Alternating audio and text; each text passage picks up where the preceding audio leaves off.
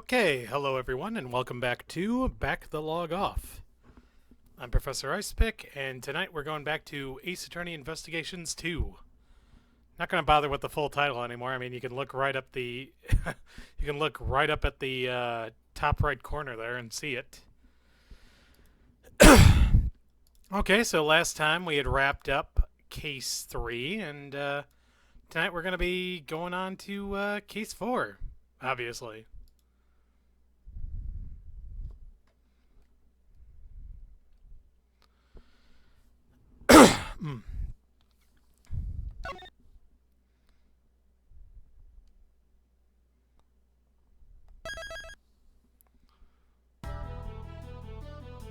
Episode 4, The Forgotten Tournament. From here on out, let the council begin. Let our members discuss this matter with a clear conscience of the goddess of law. Today's deliberation shall be about Miles Edgeworth's aptitude and ability as a prosecutor.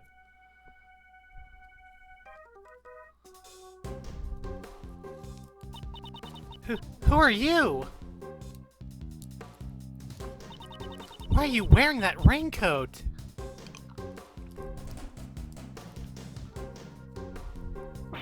Ah! Ah!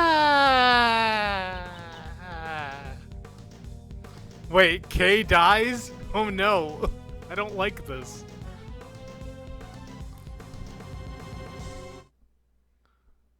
Well, shit, don't leave me in suspense. April 5th, 1:23 p.m. High Prosecutor's Offices, Room 1202.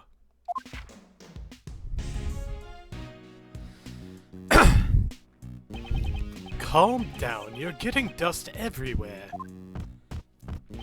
I've already cleaned this room 3 times since this morning!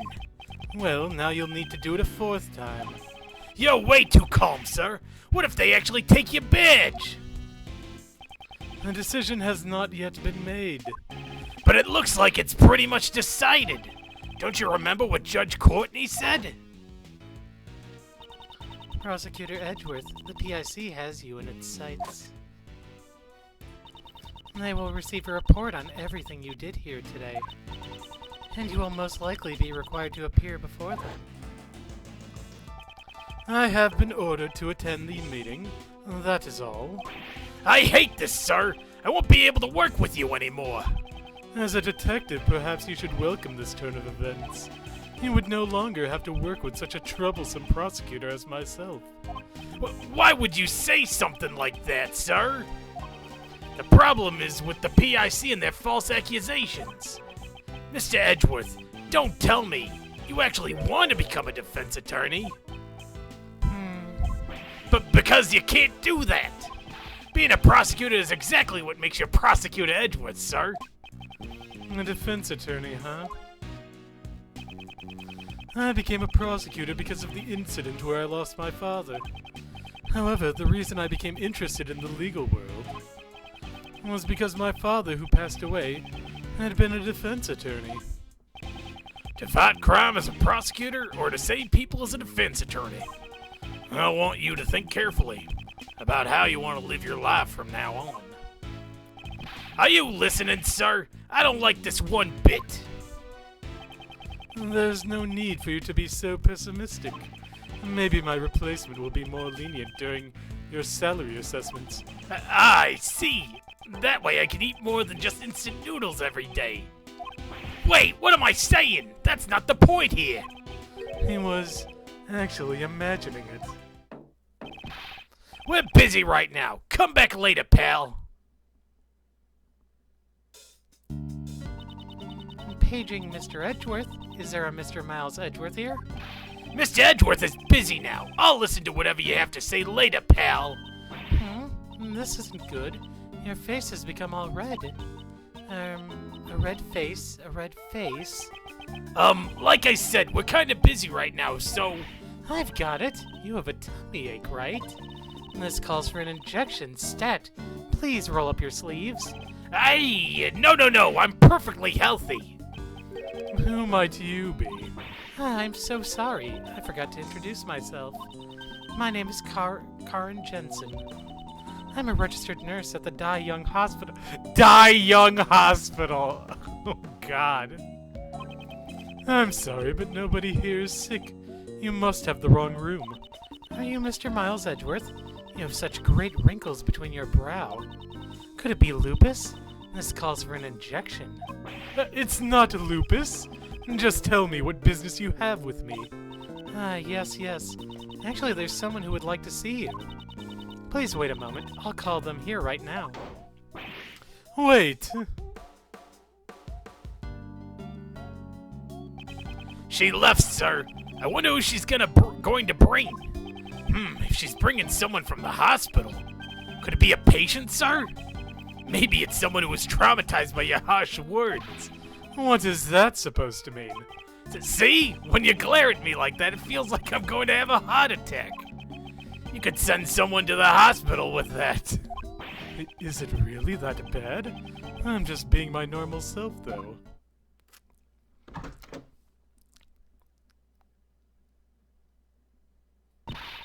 Sorry for the wait. Well, what do you think? What do I think? Do you not recognize me? Now that she mentions it, I feel like I've met her before. This card, your name was written on it. Do you know who I am? Mr. Edgeworth, maybe you really did send her to the hospital. Of course not. But this is your business card, sir. It clearly says Prosecutor Miles Edgeworth. That's true. I am terribly sorry. Well... The truth is, this girl suffers from memory loss. Memory loss? Yes, that seems to be the case. Her parents should be worried sick right now. They probably haven't been able to sleep. I doubt they've gotten more than 8 hours. Isn't that plenty of sleep? I see. It sure sounds horrible, but it's all right now. Since she has the business card, she must be an acquaintance of Mr. Edgeworth's. Just leave it to us, pal. Right, Mr. Edgeworth? Indeed. We might be able to verify her identity at least. Would you really do that for me? First, I'd like you to tell us everything that you know. That's Mr. Edgeworth. You have nothing to worry about now, miss. Good grief. Yari, does I? But still, where to begin? What should I ask her first? Miss, do you remember your name? My name? I'm terribly sorry. She's been like this ever since yesterday, you know. So you found her yesterday? Wow, that's amazing. How did you know? What a tiresome woman. I found her stumbling around late last night, so I took her in. I wanted to help her out, so I looked through her things. So, that's how you found my business card. Did she have anything else with her? Nothing to reveal her name or address. But she was wearing this when I found her. It's an unusual design, don't you think? What? This badge is... What? The Yatagarasu's? That means it couldn't be. Are you K? K? Yatagarasu's badge data jotted down in my organizer. You are K, right? I am K? K, don't you remember me? I mean, you'd always call me Gummy, pal. Gummy? I would call one of my elders something so rude? I'm so sorry. What a horrible thing I did. I feel like my heart is going to burst from guilt. Just what happened to you, pal? You become so sensitive. If you're this sensitive and delicate and frail, then you're not even K anymore. You're someone else, pal. Watch your words, detective. If you say that, it almost sounds like K isn't sensitive or delicate at all. Though I can't deny there's some truth to what he says. What sort of person was I before I lost my memory? Well, for starters, your name was Kay Faraday. A cheerful girl full of spirit and vigor, and a great thief. Great thief? Yes, to put it frankly, a great thief steals valuables from people's drawers and safes. Steal? I cause so much trouble for others? I'm so sorry. I never imagined I would be a criminal. Maybe losing my memory was retribution for my crimes. No, you didn't actually... This is so messed up, sir. But it does sort of make sense, you know. These gloves and stuff, they look just like what a thief might wear. Ah, those clothes! Yes, she was wearing them when I found her. I had her change her clothes, so I'm holding on to them for now. Something appears to be stuck on her clothes. Perhaps it has something to do with Kay's memory loss? I'll send it down to the lab later and have them check it out, sir. Good. I will be counting on you, Detective Gumshoe. At any rate, these really look like a thief's clothes, don't they? I am a criminal. It's true you were a great thief, but never once did you commit a crime. That alone I can assure you. Is that so? It's probably better if I don't press this issue any further. I'm really sorry for not remembering you. What kind of relationship did we have? Well, that's rather difficult to explain. Kay, you were Mr. Edgeworth's assistant. Oh my, so then a prosecutor is the kingpin of a great thief? No, that's not what I meant, pal. The last time I met Kay was the day before yesterday. Just what did she do from then up until now? Ms. Jensen, was the badge the only thing the girl had on her? She did have some other things, but I don't think they will be very helpful at all. I don't mind. Please show them to me. Well then, I'll give them to you one by one, okay? This is a jammin' ninja mask. Maybe she went to a superhero show or something. This seems to be a letter addressed to Kay. And this is a ticket stub, and this is... A flower made of cloth, like the ones you usually see in the restrooms, sir. A corsage. It is used primarily as an accessory for women. Well, that's everything. Did you find everything out? Not really. They were just a bunch of random things. I'll have to look them over in more detail later. Jamming ninja mask data jotted down in my organizer. Letter jotted down in my organizer. Ticket stub data jotted down in my organizer. Purple flower data jotted down in my organizer. I don't know why I looked at... Oh, this is horrible. Kay's lost her memory. How do we get her back to normal? Calm down, Detective. I've already thought of something. Oh, as I would expect of Mr. Edgeworth. So, what did you find out, sir? Look at this ticket stub. Oh, it's a ticket for the viewing platform of the Grand Tower. Ms. Nurse, do you know something about the Grand Tower? Of course I do. It's a super famous dating spot after all. They say that if a couple holds hands up there, they'll be together forever. Teehee. The timestamp on the ticket is from yesterday. Moreover, it is only valid on the day of issue. Since she only has the stub, she must have used it, right? It is very likely. Well then, let's go. Right now, sir? The cause of Kay's memory loss is hidden in her actions. But what about the PIC? It's still too early for me to be summoned there. So should I leave Kay with you then? That is what I would prefer. Kay, you're fine with that, right? Yes please. Thank you very much. Well, I have to get back to work, so if anything happens, please contact the Da Young Hospital. If you guys need an injection, I'll be there anytime, any place. Yes, I understand it. I don't think I will call her for an injection, though. Well then, let's go, Detective. And you too, Kay. Yes, sir! Thank you for helping me.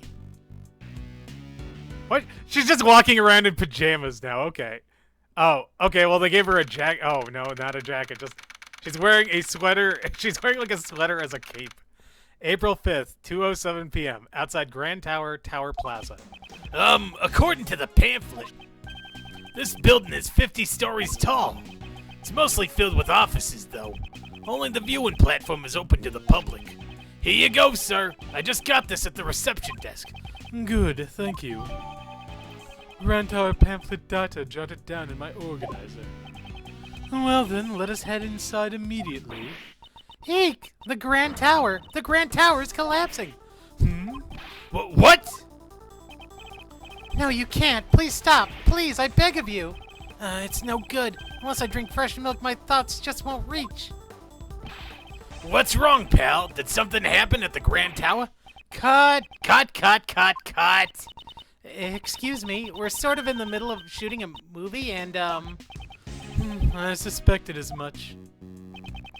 We are sorry for any trouble we've caused you, Detective Gumshoe. I'm sorry, pal. I really thought the tower was gonna collapse or something. Whatever. Hey, director, I'm taking a break. I'm sorry. I'm really sorry. What a relief. It looks like the tower's collapse was prevented somehow. Explaining all this to Kay as she is now would take more time than it's worth. Well, then, we should get going. April 5th, 2:18 p.m., Grand Tower Viewing Platform.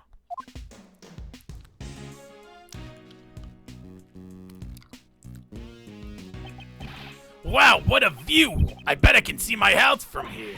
Eek, the wind is really strong up here. Yeah, you know what? I feel for you. I feel for you, amnesia-ridden Kay. I also am afraid. Everything should be fine as long as you stay close to me and Mr. Edgeworth, pal. If you start to blow away, one of us will be sure to catch you. It's not as if she's a kite. Okay, do you recognize this place? I don't know. Was I really here? Maybe if I get her to talk a bit, it will help jog her memory. Okay, just tell me whatever you remember. Anything will do. Okay, but I don't know how much help I'll be. Wait, I'm going to cross-examine her memories of the tower. Did I really come to a place like this? It's so high up and the wind is so strong. It's frightening. I just can't remember. I can't remember anything at all. I'm sorry. Just as I thought, it's impossible. Huh. Her memory isn't clearing up at all, huh? I'm sorry. It's a bit pathetic, isn't it? You're both going out of your way for me, but I'm not helping at all. You're doing just fine. You have memory loss after all. All right, Mr. Edgeworth. Remember to go easy on us, sir. Normally you have this really intense and kind of scary look on your face. You're not helping, Detective.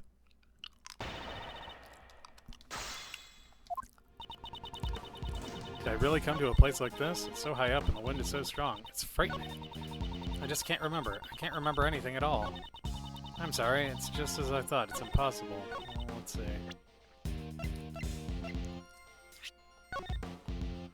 Okay, I promise that I'll get it back for you. Your most precious memory from Jill. My BFF Jill?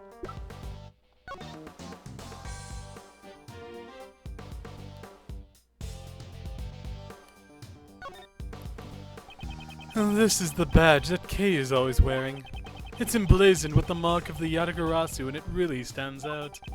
I doubt there are any thieves who would actually wear it. Oh, whoops. Meant to go back. Alright, let's see. Is there anything else we have here?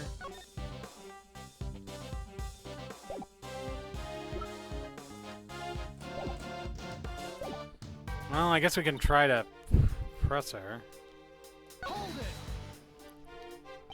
This ticket stub proves that you were indeed here. But I really don't remember coming here at all. I don't think I would want to come to a place like this. It's so high up and the wind is so strong, it's frightening. You used to love places like these, though. Was that really me? We're so high up. Just looking down makes me dizzy. I think these kinds of places should be shut down. What if an elderly person or a small child were to fall off? The railing here is quite high. I think your worries are unfounded. Is that so?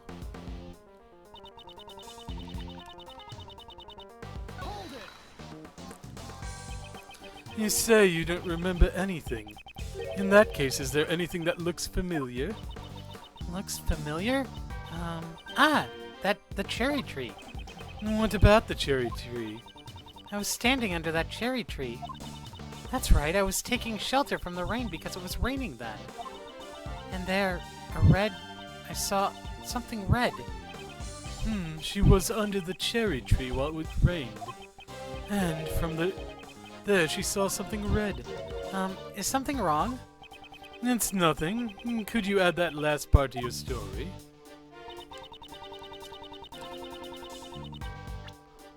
Okay, let's see. Do I have anything red?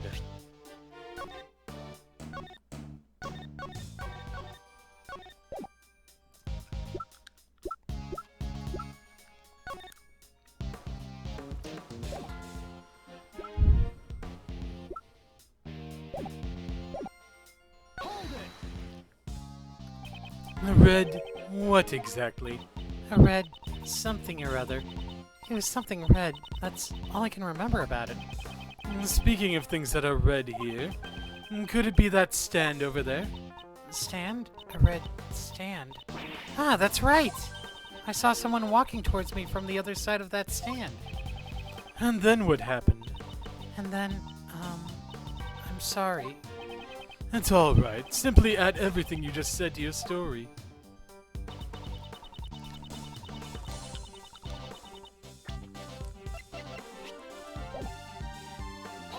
Okay, that was wrong. I had a feeling.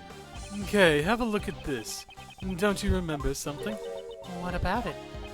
I would think the connection between you and this piece of evidence is obvious. Kay's lost a memory, so you shouldn't say something so thoughtless.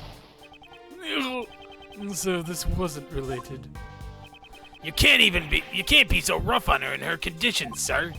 That's right. Maybe I should think a bit more carefully first.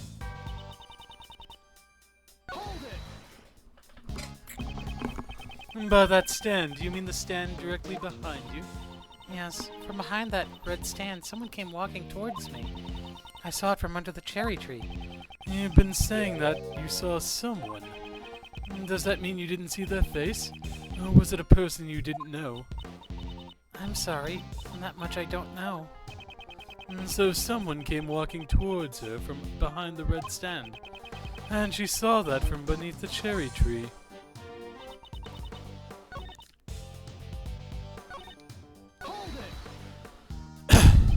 Is there nothing else that comes to mind? It doesn't have to be related to the case. Even if it's not related. I remember that the stand there was selling cotton candy. If you're hungry, you should just say so. I'll make sure to buy one for you later, pal. Thank you very much. I look forward to it. There's not much I can do unless I draw more information from her. For now, I'll press her for more details and see what I can find out.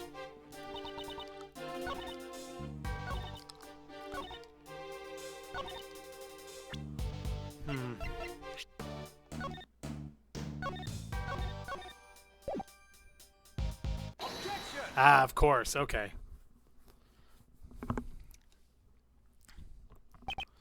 So, you're saying that someone came from behind the stand? And walked directly towards you? Yes, someone came right up to me. And then that someone must have been a ghost. No, it was a person. I'm sure of it. If this is where you were under the cherry tree, then someone behind the stand wouldn't have any ground to stand on. They'd be floating in midair. No person should be able to stand there. Eek! But I'm not lying. Someone in red was on the other side of the stand. They were walking toward me, getting closer and closer, and then that person, Oh, ow!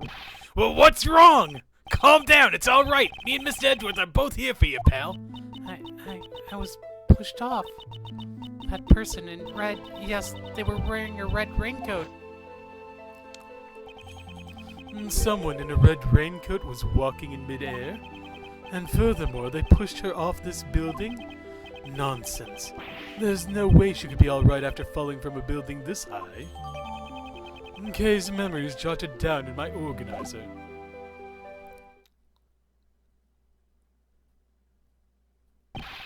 Attention everyone! Please remain where you are. What's wrong, pal? I'm a detective. Tell me what's going on.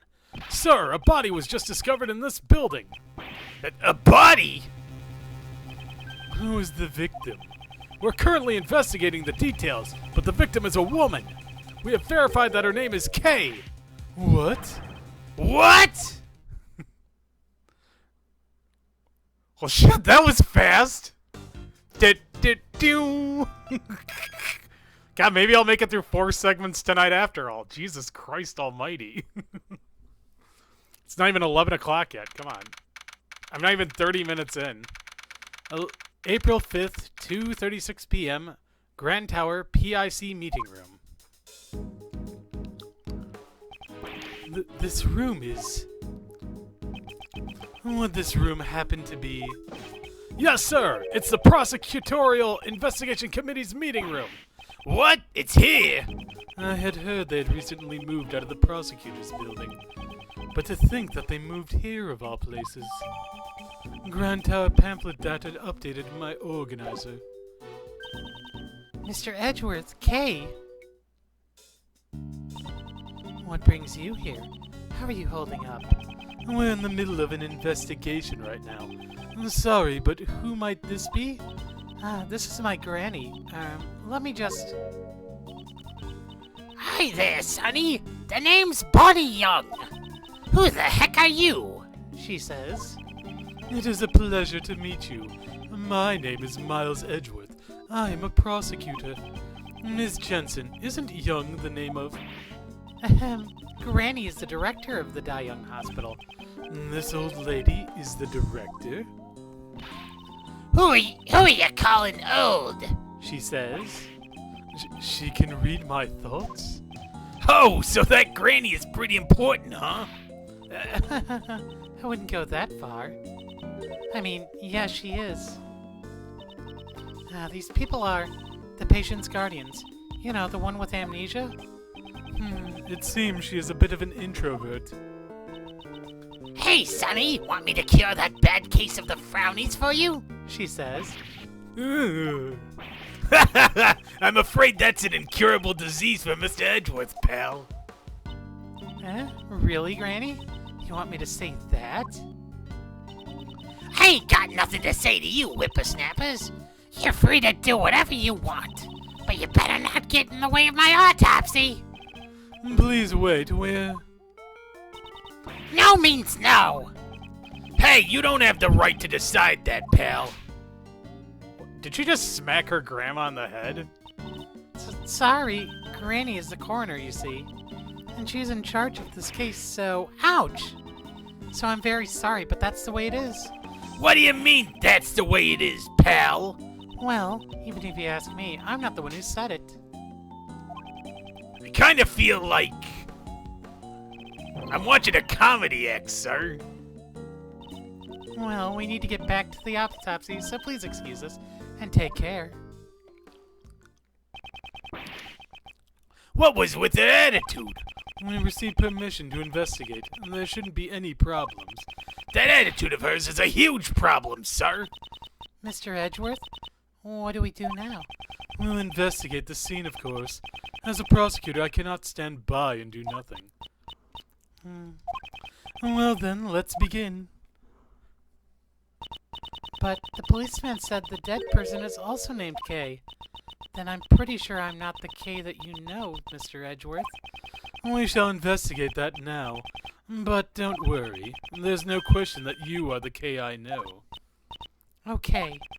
An amnesiac K and a corpse K. Both are connected to the Grand Tower. I'm certain that this case will lead me to K's lost memories. Begin investigation. Grand Tower, PIC meeting room. It's half of a large round table with 11 chairs. It seems to be based on a certain legend. I know that one, sir. It's the famous Knights of the Brown Table. Huh? Was I wrong? Knights of the Clown Table? Knights who say knee? He's getting colder, but I won't say anything.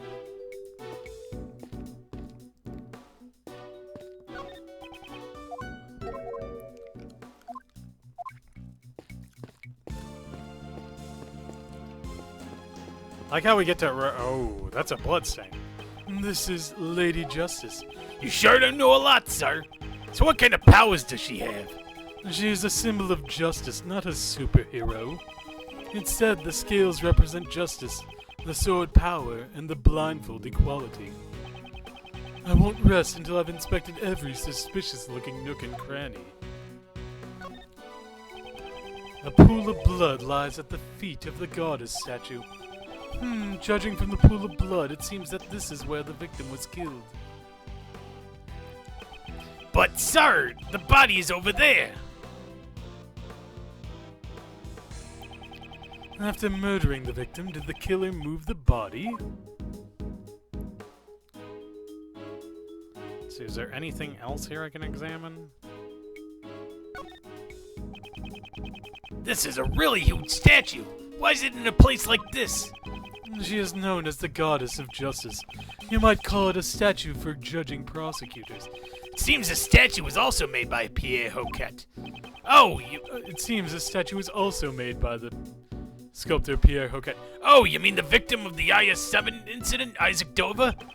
Setting aside his background and personality, he really was a brilliant sculptor. Well, they do say that artists are either geniuses or weirdos. I suppose Larry would fall into the latter category.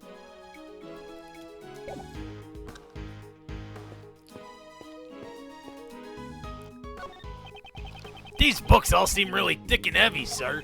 The PIC did just move in here.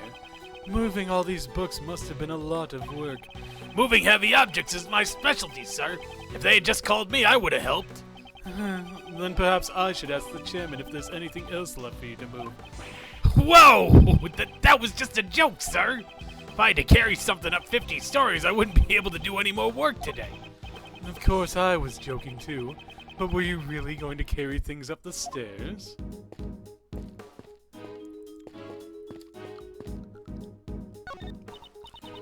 I'm sorry. Right now, Granny is in the middle of the autopsy, so... Are you Sonny's trying to get in the way of my autopsy? Is what she says. Could you please wait just a little bit longer? Yes, I suppose we have no choice. We'll come back to investigate the body later.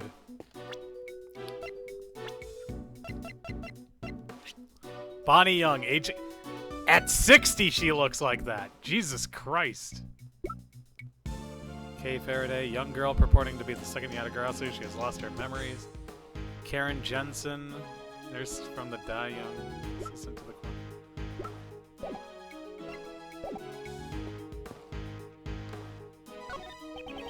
You there, tell me the situation about the security of this room. Yes, sir! To enter this room, a special key card is required.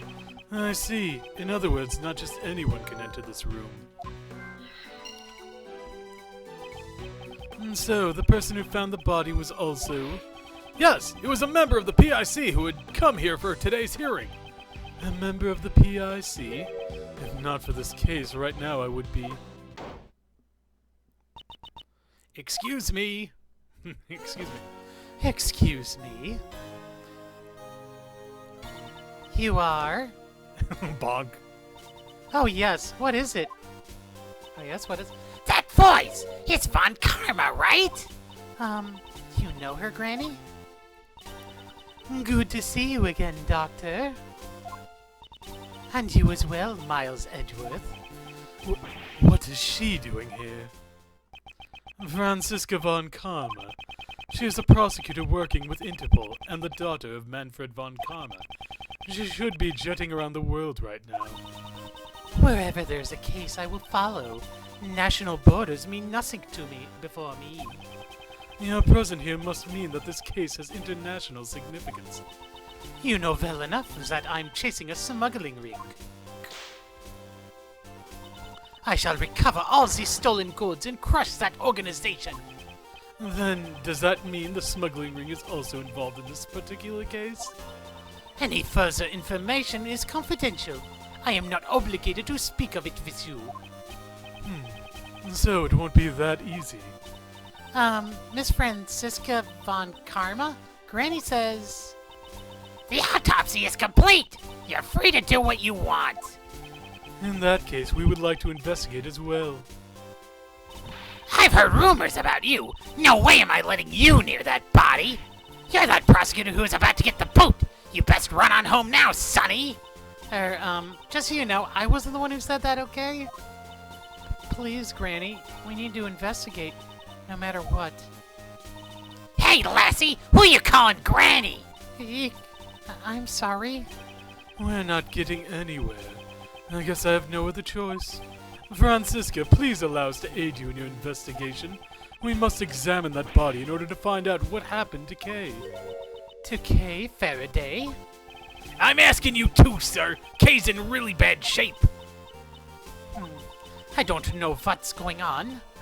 But fine, I'll grant you permission. You have my thanks. Of course, I didn't say it would come without a price. You will explain everything to me later. We really owe you one, sir. I wasn't talking to you, Scruffy. Ouch! So that's how it is. If you would be so kind as to authorize them too, Doctor? I suppose it's fine if he's with the prosecutor from Interpol. Is what she says, and I fully agree with Granny. By the one common name, the entire world will be judged. That's just common knowledge. That's rather conceited for common knowledge. Well, it's none of my beeswax anymore. Is what she says. I hope you don't get in trouble for this. You needn't worry. My reputation will not be shaken by something so petty. Unlike me, who is on the verge of losing his badge. Begin investigation. Grand Tower, PIC meeting room.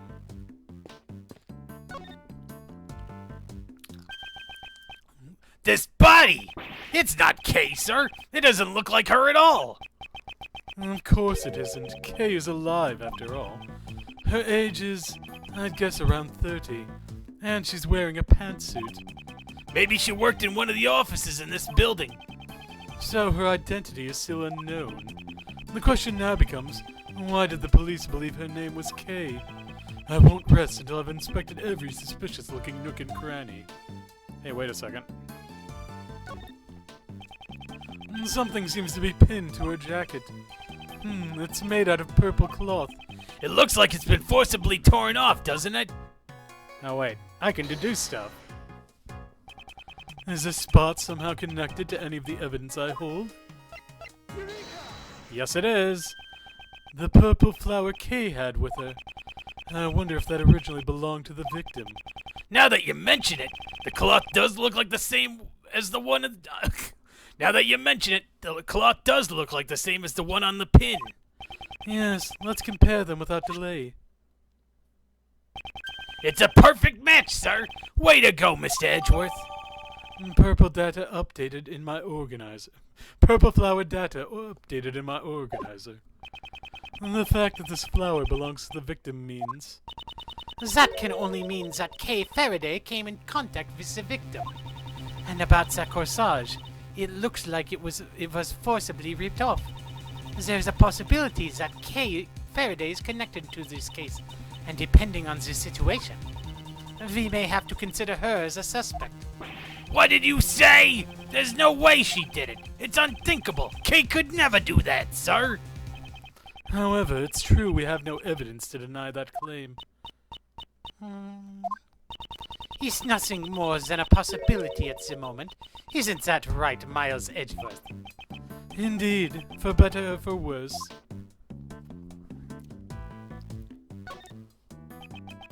There doesn't seem to be anything in this pocket.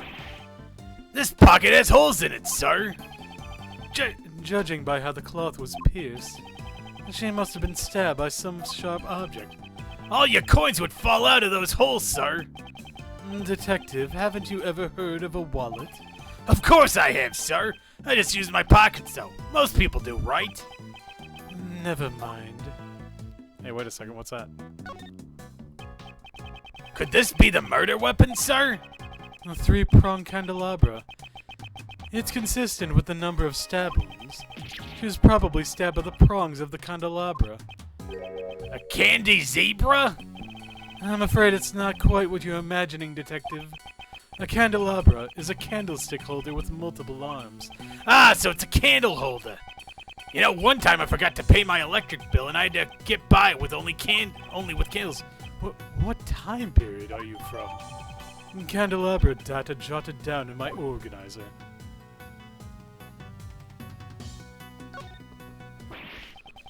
This notebook. Huh? Isn't that Kay's promise notebook?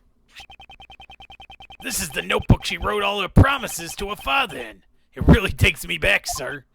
Yes. When Kay was young, she and her father wrote the promises they made in this notebook. Promise 1, never take things from a stranger. Promise 2, never go anywhere with a stranger. Promise 3, always greet people with a smile, even people you don't... However, why is it in a place like this? Promise 4, never cry in front of strangers. Promise 5, always try your hardest to learn about things you don't understand. Ah, now that you mention it, I once heard something from Detective Bad a long time ago. It seems that before anyone had noticed, Kay's memento had gone missing. What? So a piece of evidence that was in police custody went missing? Detective Bad frantically searched all over for it, sir, but it seems he never found it. What could this mean? Why was the missing notebook found here? You there, do you happen to know anything about this notebook? The victim was carrying this notebook when we found her. That was the only evidence we had to identify the body. So that's why you called her Kay. What a misleading victim, huh? Why did she have Kay's notebook? I sure would like to have some information on the victim's identity, though. Let's check out the bloody hand. The left side of her red jacket has been stained a deep red. This jacket, the buttons are on the right side. Isn't that normal, sir? All of my buttons have... Isn't that normal, sir? All of my clothes have their buttons on the right side. For women, it is normal For women, it is normal to have them on the left side. Mr. Edgeworth, you really do know everything. And that's just common knowledge. There doesn't seem to be anything out of place. There's something white in her pocket. They're gloves, pure white ones, one for each hand, sir. They don't seem to be dirty. Could they be the victims?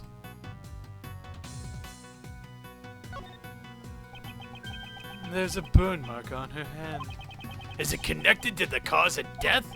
No, it appears to be an old scar. She probably got it a long time ago. It seems there's something in her hand. Detective, could you open her hand for me? Yes, sir, understood. This is... Oh, I know. This must be a gift card from a department store. Yarg! It seems to be a key card. Ugh, why? The question is, what was this key card for? Oh, we have a logic solution. Time to go.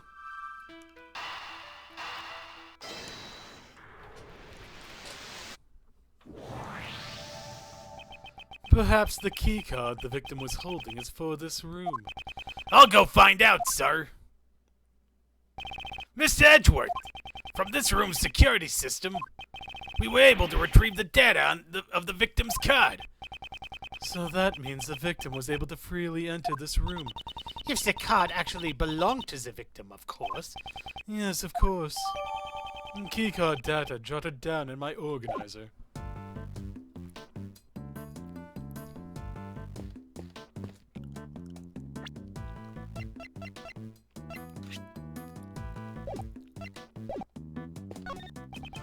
Is the investigation going well? Sir, I am actually putting my job aside to do some brain training. By focusing on images instead of words, you can stimulate your right brain. Please stop talking.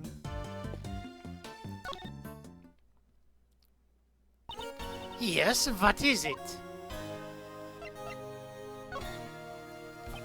Judging from your exchange just now, I take it you've met Dr. Young before? How astute, Miles Edgeworth. That's right, she's an acquaintance of mine. Back then, it's a long story. It seems she doesn't intend to tell me anymore. Shall I leave it at that then? So, what happened back then? Please tell me all about it, sir. Yow! A foolish fool shamelessly prying into other people's business. Watch what you say, Scruffy. How cruel, whipping me out of the blue. With great whip comes great responsibility, sir. One good whip deserves another. The scruffy fool gets the whip. Try harder, worthless whip bait. Yarg! It appears I was right to leave it at that.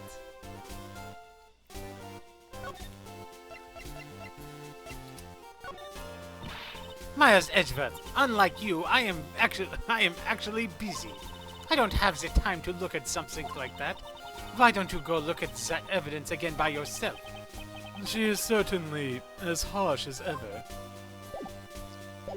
I'm glad that she showed up in another game, honestly. Okay, let's talk to Dr. Young and her nurse. You sonnies want something? Here's what she says.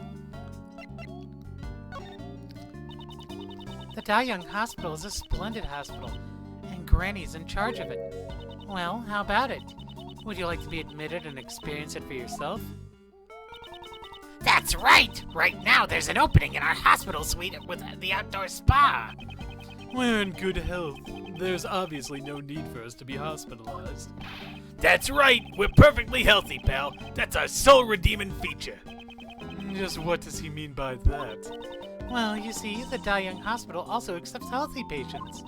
We're currently in the middle of our Full of Life Healthy Hospital Stays campaign. Those without injury or illness can stay at our hospital for half the price. Why would you need to stay at a hospital if you're healthy?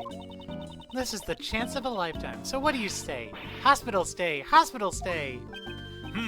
You know, an outdoor spa at half price does sound like a good deal. Don't fall for it.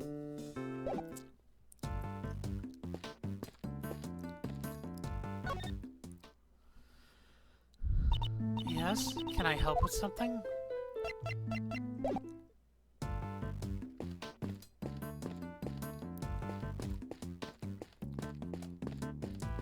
There's got to be something else I can look at over here. Let's see. There's rows and rows of books. The solemn atmosphere is kind of scary, sir. Scary? I would think that books foster a feeling of familiarity. Actually, I once got in a lot of trouble for running through the library at full speed, sir. But this isn't a library, so a light jog should be fine, right? If I don't make sure to stop him, he might actually do it.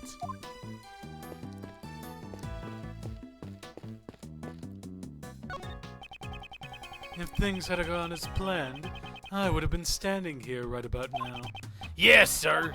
I'm glad that the PIC meeting was delayed, but the cause of the delay was due to a murder. It's troubling to think that the PIC meeting could condemn my career as a prosecutor. In any case, my top priority right now is to find the truth behind this case. Oh, okay, so there is more to examine. There's some blood on her head. Maybe she was hit with something. We don't know that for sure. Our investigation will ultimately clear that up.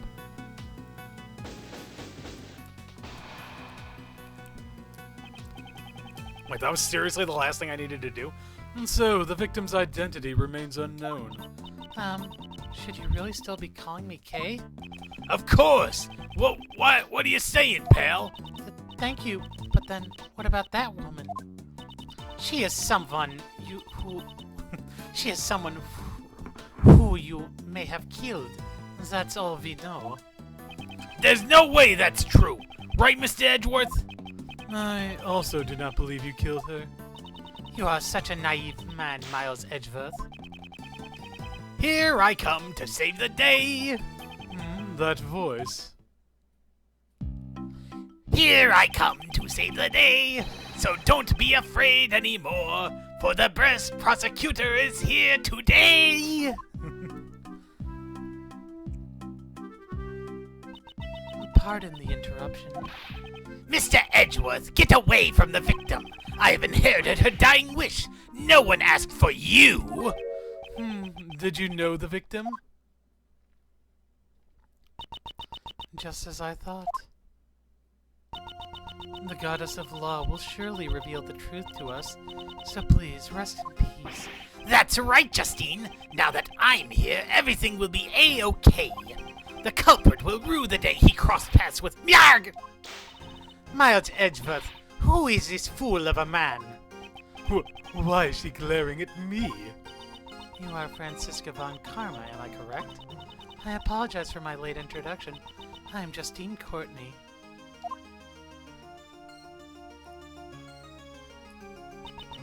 And the deceased individual is... Attorney Jill Crane, one of the members of the Prosecutorial Investigation Committee. I see. So that's why she had the key card. I take it you're in charge of this case? That's right, and with me in charge, this case is as good as some— No!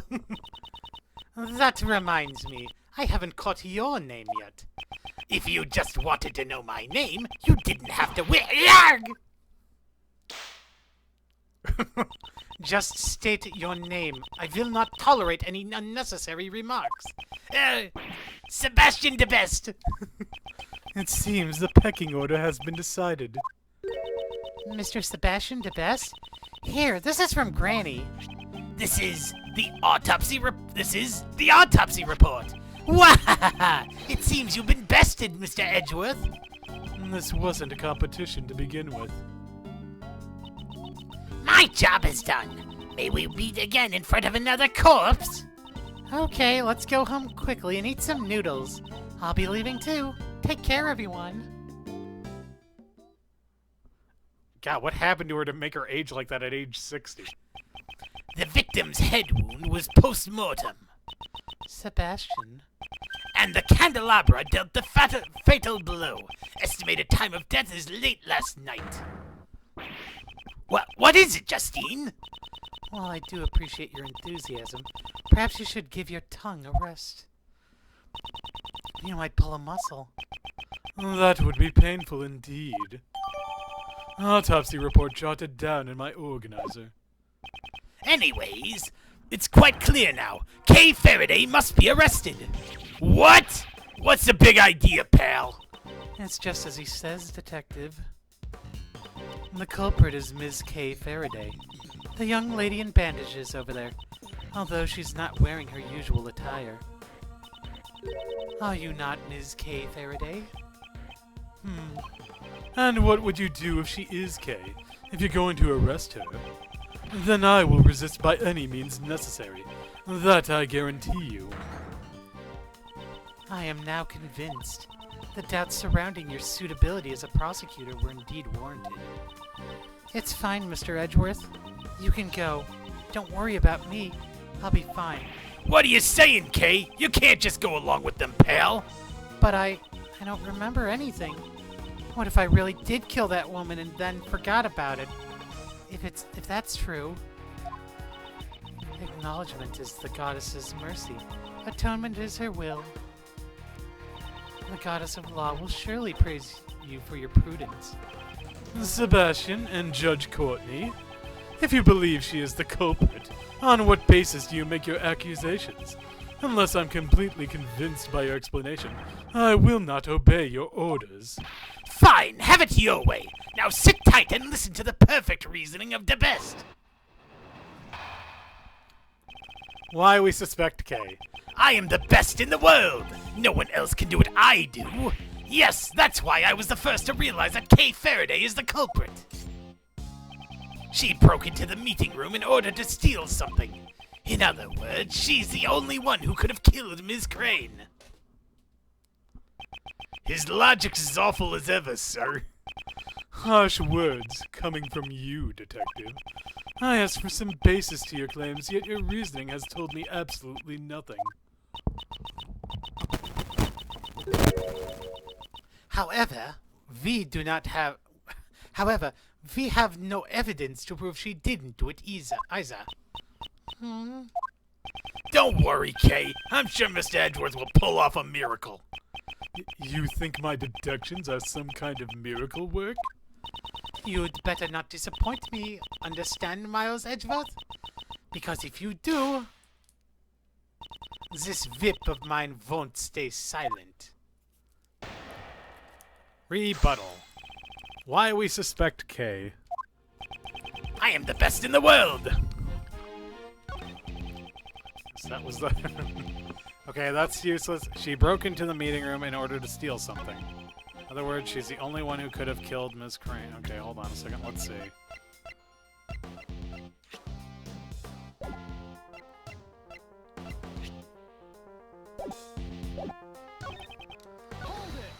Okay, let's press these two and see.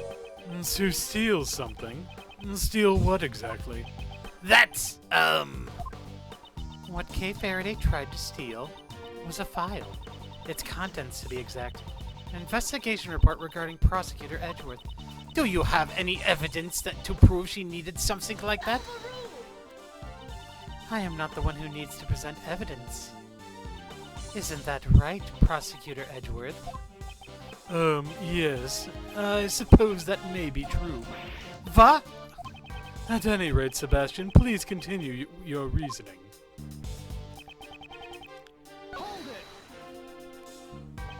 Do you have any evidence to prove that no one else but Kay could have committed the crime? nope. Sebastian, let me tell you what would be the best thing for you to do. Look into any other possible suspects besides Kay. Right now. Post haste. The best thing for me to do? Look into any other possible suspects. According to the preliminary reports, there were no traces of anyone else besides her. Even so, isn't it too premature to declare that she is the culprit? Declaring that she isn't so early into the investigation is a little is a little premature as well, is it not? If only I had evidence that could prove Kay's innocence. Good grief, there's a limit to how much you can falsely accuse someone. It's fine, Mr. Edgeworth. You don't have to. Fear not, Kay, the truth will be revealed soon enough. Mr. Edgeworth? Kay couldn't have murdered Ms. Crane. If I can just prove that, she will be cleared of suspicion. Okay, hold on.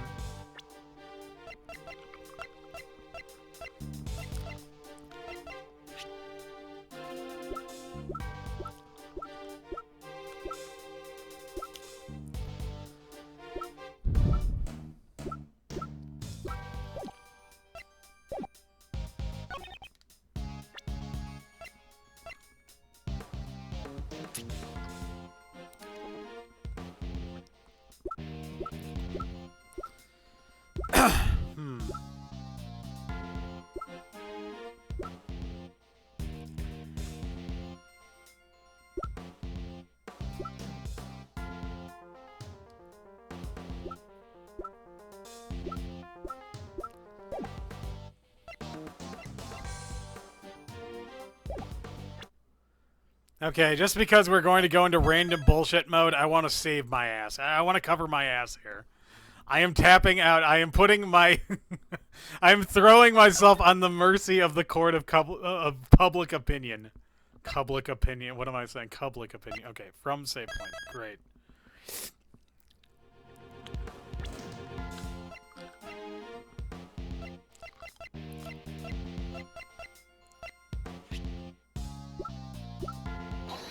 Yeah, no, I had a feeling that was wrong.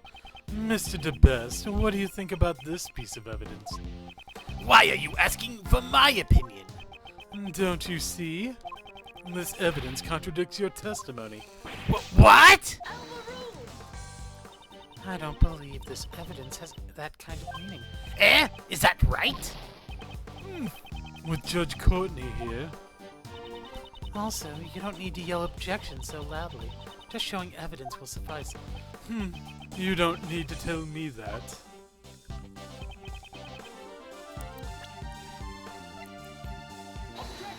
Okay, yeah, that's obviously not it either. Okay, yeah, let's just...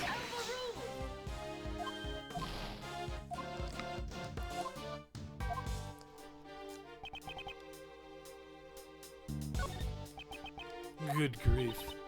Okay, yeah, that's right. Okay, fine then. Let's press the other two. Maybe something will pop. Already, I've noticed 2 contradictions in your testimony. My reasoning is flawless. It doesn't contain even a single contradiction. The number of contradictions has just increased to 3. Oh, I get it. This is all a part of your plan to mislead me, isn't it? Well, too bad, because the best will not be led astray. If you believe K is the culprit, then I would like to hear the basis for your reasoning. Wahaha! Just sit back and be in awe of my brilliant deductions. Nothing escapes the watchful eye of the best. Before I'd even laid eyes on the crime scene. No, before I was even aware of this case. Yes, I knew that she was the culprit. Yow! Basis of your reasoning? Yes, ma'am. Well...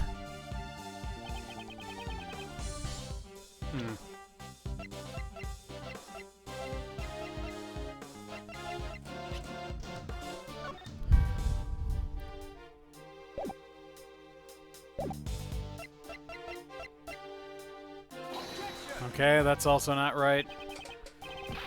Mr. DeBest, there's a contradiction in your statement. Is that true, Justine? It is not, Sebastian.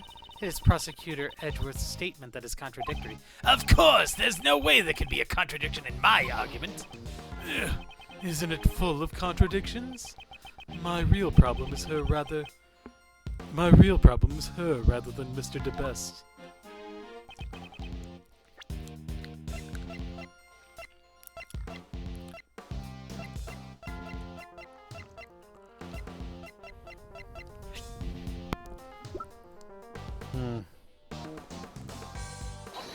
Okay. Yeah, I'm just throwing shit at the wall at this point.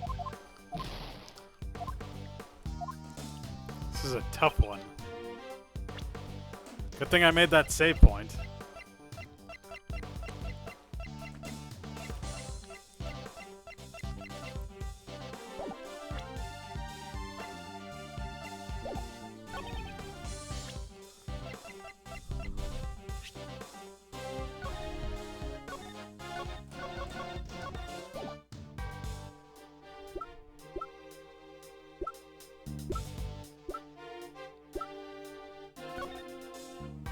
Oh, I should have been looking at this, shouldn't I have?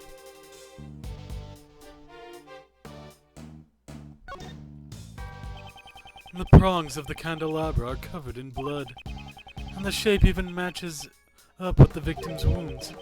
Is this the murder weapon of this case? Oh, I honestly thought I was going to get an answer there or something. This is a rare shape for a pedestal. If the spot where it was put on still has this mark, then it will become apparent whether or not it had been placed there.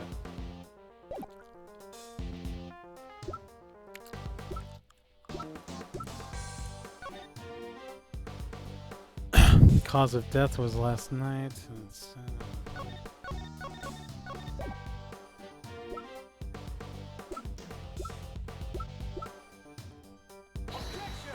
Yeah, okay.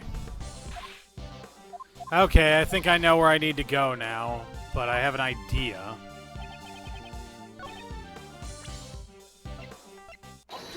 Of course, that was it. I should have known. Oh well. It certainly sounds like you're quite familiar with this room. The best man for the job should know all about the best places. Unfortunately, it seems that you are not the best man for the job. Are you mocking me? That's for you to decide. You didn't even know about this key card, did you? Of course I know about that. You needed to enter this room. Huh? Was it really needed? This foolish fool simply doesn't know when to give up. Youch! Sebastian, do you really suspect Kay? That's right. She's the only one who could have done it. Well then, allow me to ask you. Since this room can only be entered by using a key card, how did she enter the room without one? Gah! Well, she probably used this and that and... Oh, and did you pull a muscle? Allow me to explain then. The door could only be opened by members of the PIC, which means... Yes, that's correct. She conceded so easily. Take a look at this. It's a record of this room that I investigated just a while ago. At 12:52 a.m., the door was opened using Ms. Crane's keycard. Keycard record jotted down in my organizer. It's probable that the killer entered the room together with the victim, Ms. Crane. After entering, the situation must have soured, leading to the murder. Your logic holds, but it is still merely conjecture, and it would imply that the killer and the victim were acquainted. No way, pal. Kay doesn't even know the victim. That is merely an assumption on your part, unless you have any evidence to prove your claim. Evidence is everything in court and at the crime scene. Without it, your argument is invalid. In that case, I trust that you have evidence to prove that Kay Faraday and the victim were connected. Of course. What? This letter was discovered by Dr. Young in Miss Crane's breast pocket. The victim's belongings? Why did she withhold such vital evidence until now? Could it be she was waiting for the perfect time to reveal it? Come to think of it. And the candelabra dealt the fatal blow. Estimated time of death is late last night. What is it, Justine? While I do appreciate your enthusiasm, perhaps you should give your tongue a rest. You might pull a muscle. I'll read it for you. To Ms. Crane, thank you so much for helping with my plan. I'm glad that we can help each other get what we want. It's like killing two birds with one stone. Please get revenge for 12 years ago. Kay. In other words, Kay Faraday and Ms. Crane were accomplices. They probably planned to steal something from this room. Preposterous! Wait! That means the main culprit is... It's still Kay Faraday, of course. It just means her crimes have increased by yet one more. Victim's letter jotted down in my organizer. I'm the main culprit? Don't believe her, Kay! It's all a bunch of nonsense! There's no way Kay would do something like that! Nonsense? Not at all. The evidence speaks for itself, wouldn't you agree? I knew that they wouldn't suspect Kay unless they had some sort of proof, but to think they would actually have such decisive evidence. Nicely done, Justine! Thank you very much. Your explanation is still insufficient. I cannot accept such an argument. Sebastian, would you please leave this to me? All right, make sure you shut up. Shut Mr. Edgeworth up once and for all. I can't allow their allegations to gain any more momentum. I must turn it around here. The letter from Kay. The relationship between Kay Faraday and Miss Crane is as documented in the letter. She wrote Miss Crane into assisting her with her plan. However, for some reason, their partnership broke down. Miss Crane was murdered, but with her dying breath, she managed to retaliate. Her parting gift is this letter, which she took safely away in her left breast pocket. Her testimony's even better than ever. Maybe the most perfect it's ever been, sir. Are you gonna be all right, Mr. Edgeworth? Yes, of course. How unsightly, Miles Edgeworth. Save your stoic act for some other time. Ms. Von Karma, just whose side are you on? I'm on nobody's side, Scruffy. When searching for the truth, it's best not to take sides.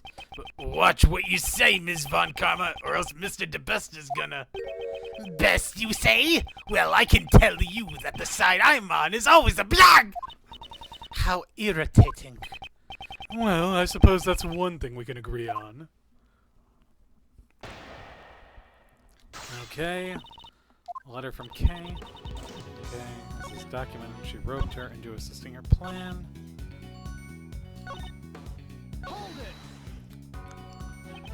We searched the victim's left breast pocket as well, but... You found nothing, I presume? Naturally, the officer who found the letter immediately brought it to the best man on the scene. The letter was safely tucked away in her left breast pocket, right above her heart. I believe this letter carries Ms. Crane's will for the criminal to be arrested. I have no interest in your beliefs. What I'm interested in is the truth. You said that the letter was in the left breast pocket of the victim, correct? I swear by the goddess of law, there are no lies or mistakes in my statement. The letter was indeed discovered inside the victim's left breast pocket. The victim had been stabbed in the left chest area where the letter was hidden. This may very well be an important clue. I don't think that Kay wrote the letter.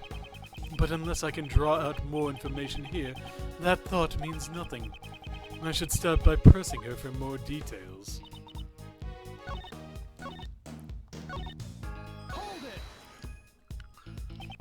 Do you have any evidence to prove that Kay was the murderer? Haven't you been listening? We've been saying that this letter is the evidence. Oh, and where in the letter does it say that she planned to murder the victim? Huh? Well, that's... I've got it! It's a hidden message written in invisible ink that can only be read by heating it up. Sebastian, I wouldn't get your hopes up for something like that. There is, of course, evidence that points to her as the criminal. Well, I mean, I think I know exactly what we need to do. Okay, so... Yep, bingo, we got it. Got it in one. Yep, there he is, the smugness. The victim held on to the truth until her dying breath. A truly touching story indeed. The voices of the dead are soft. One must listen carefully to hear their dying wishes. And Miss Crane has spoken. Kay Faraday is the victim. Perhaps the voices you have been hearing are actually the whispers of the devil. Hey! Don't make fun of Justine! Let's listen to the voice of reason. Judge Courtney, please take a look at the autopsy report. There is no need. I remember it perfectly. The victim was stabbed in the left breast... No, it can't be. The letter was found in the victim's left breast pocket. And that's where the victim was stabbed with the candelabra, right, sir? Precisely. It wouldn't have been possible to stab her there without piercing the letter as well. So that begs the question. Why was the letter found in the victim's pocket? It's simple. It was placed there after the victim was murdered to throw suspicion onto Kay. Somebody intentionally wanted to create this very situation. In other words, there exists the possibility that the letter was forged by the true culprit. No. The real murderer tried to pin the crime on Kay. That is the only explanation for the letter. And in doing so, the murderer ended up digging their own grave, right, sir? The culprit is Kay Faraday. The letter was... Yeah, it was actually found in the victim's other pocket. Huh? What are you saying, pal? The officer's report was wrong when he said the letter was in her left pocket. It's actually in the... Youch! Oh god, he got smacked twice. A foolish fool who continues to make a fool of himself. Is there no cure for your foolishness? Why do you keep whipping me? And quit calling me a fool! Yarg! I saved you the trouble of punishing him yourself. Indeed, though I had no intention of punishing him. The letter is stained with blood, no doubt because it was found in the left breast pocket. There couldn't have been an error in the officer's report, unless you were the investigator. Ugh!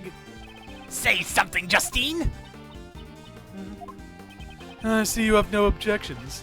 Then allow me to continue. There's one more potential suspect in this case. Don't be ridiculous! The killer entered this very room! There wasn't anyone else who did that besides Kay Faraday and the victim!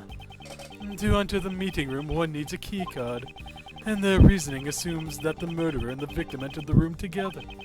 This is what we overlooked. If we just discard that assumption, then... This evidence reveals the other suspect besides Kay. That'd be, of course, the key card record for it. This is the key card record Judge Courtney handed me earlier. The victim's key card was used at 12:52 a.m. And there was one more person who also used the key card. So you're saying this person was waiting to ambush the victim inside the meeting room? The keycard was used at 10:15 p.m. I wouldn't say it's impossible. No, it's impossible. And what makes you say that, pal? You got any proof? Of course I do. I myself am that proof. I was the one who used that keycard after all. Keycard record updated in my organizer. Is there something strange about a PIC member entering the PIC meeting room?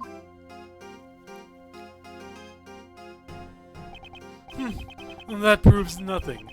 The fact that you were in here at all makes you a suspect. Or do you perhaps have any evidence that you didn't kill your colleague? Such nonsense. What would I gain by murdering her? Allow me to reiterate what you said earlier. I'm sure it will all become clear upon further investigation. Why would I, a faithful servant of the law, commit a crime? True enough, I entered this room. However, that alone is not reason enough to suspect me of a crime. If that's the case, please tell me why you entered this room. I had some business to take care of, and some preparations had to be made. Preparations? That sounds pretty suspicious, pal.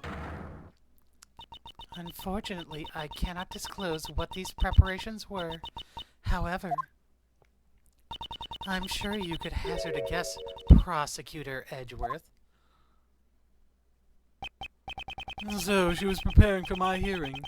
She must have gathered all the necessary materials to take away my prosecutor's badge. Wonderful, wonderful. It's good to see young people go head-to-head so ruthlessly. Who is that?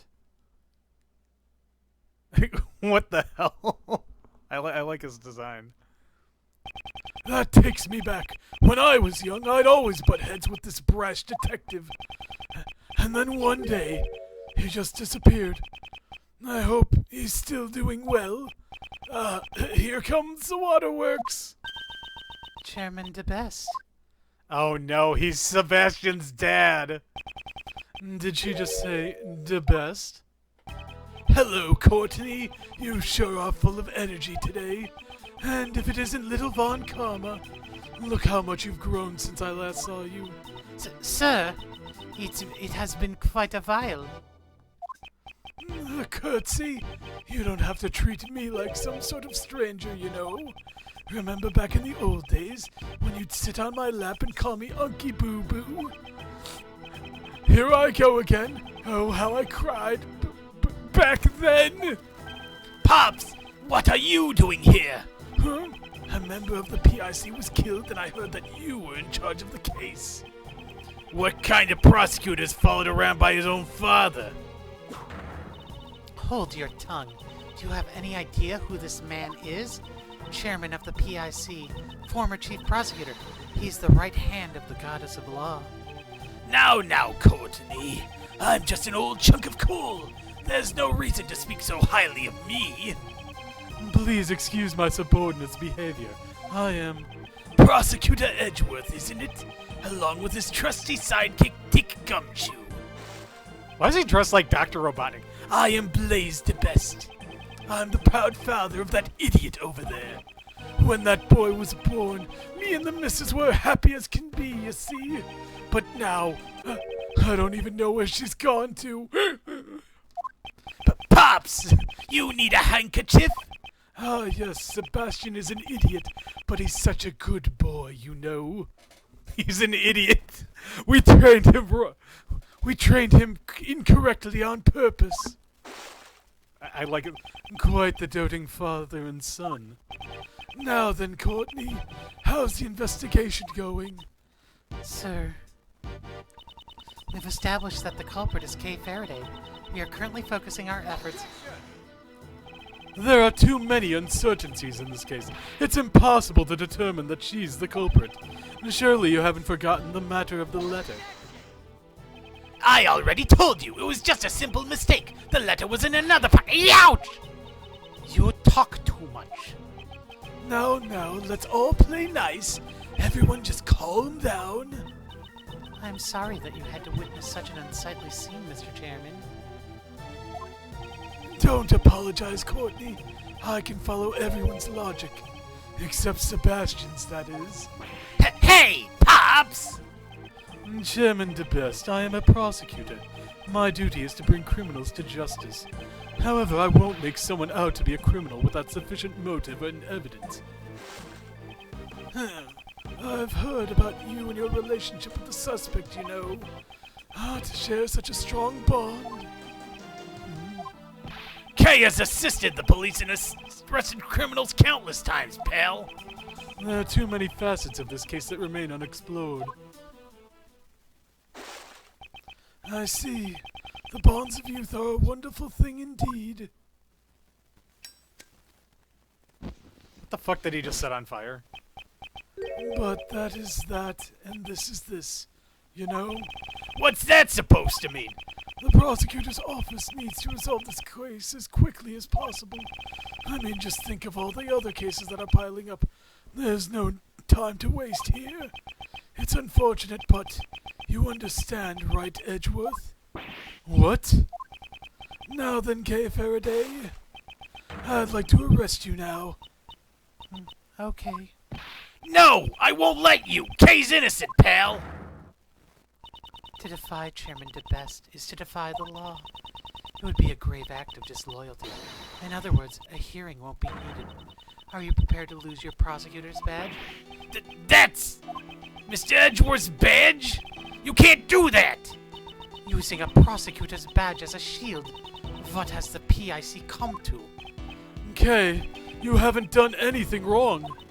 Mr. Edgeworth, it was only for a short time, but thank you for everything. I'm sorry, I turned out to be a criminal. We will make sure to impart your confession to the goddess of law. What should I do?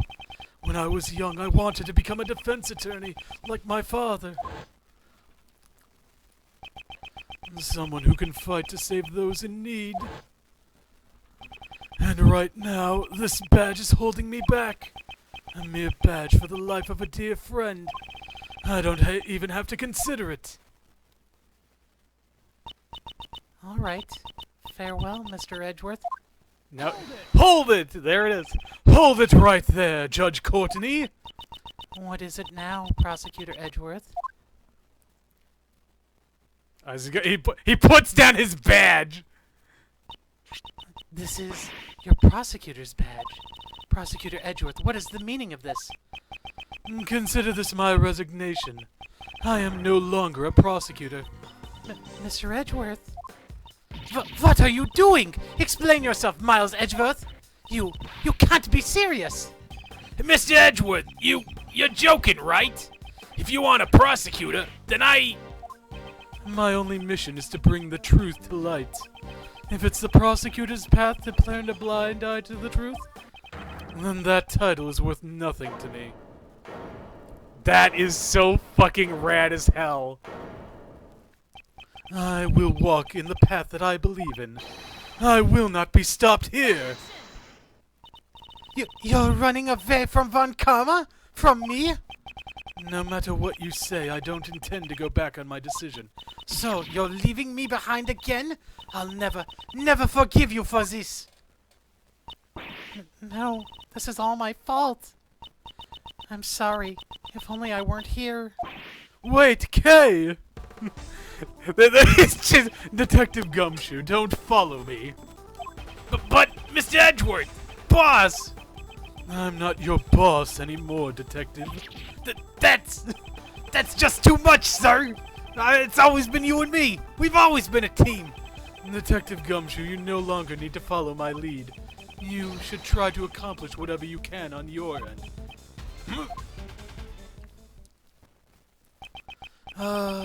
This is bad.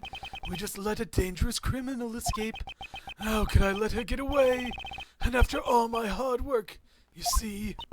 Rest assured, Mr. Chairman, this area will be locked down immediately. Good. I expect the best from you, Courtney. Did he say the best?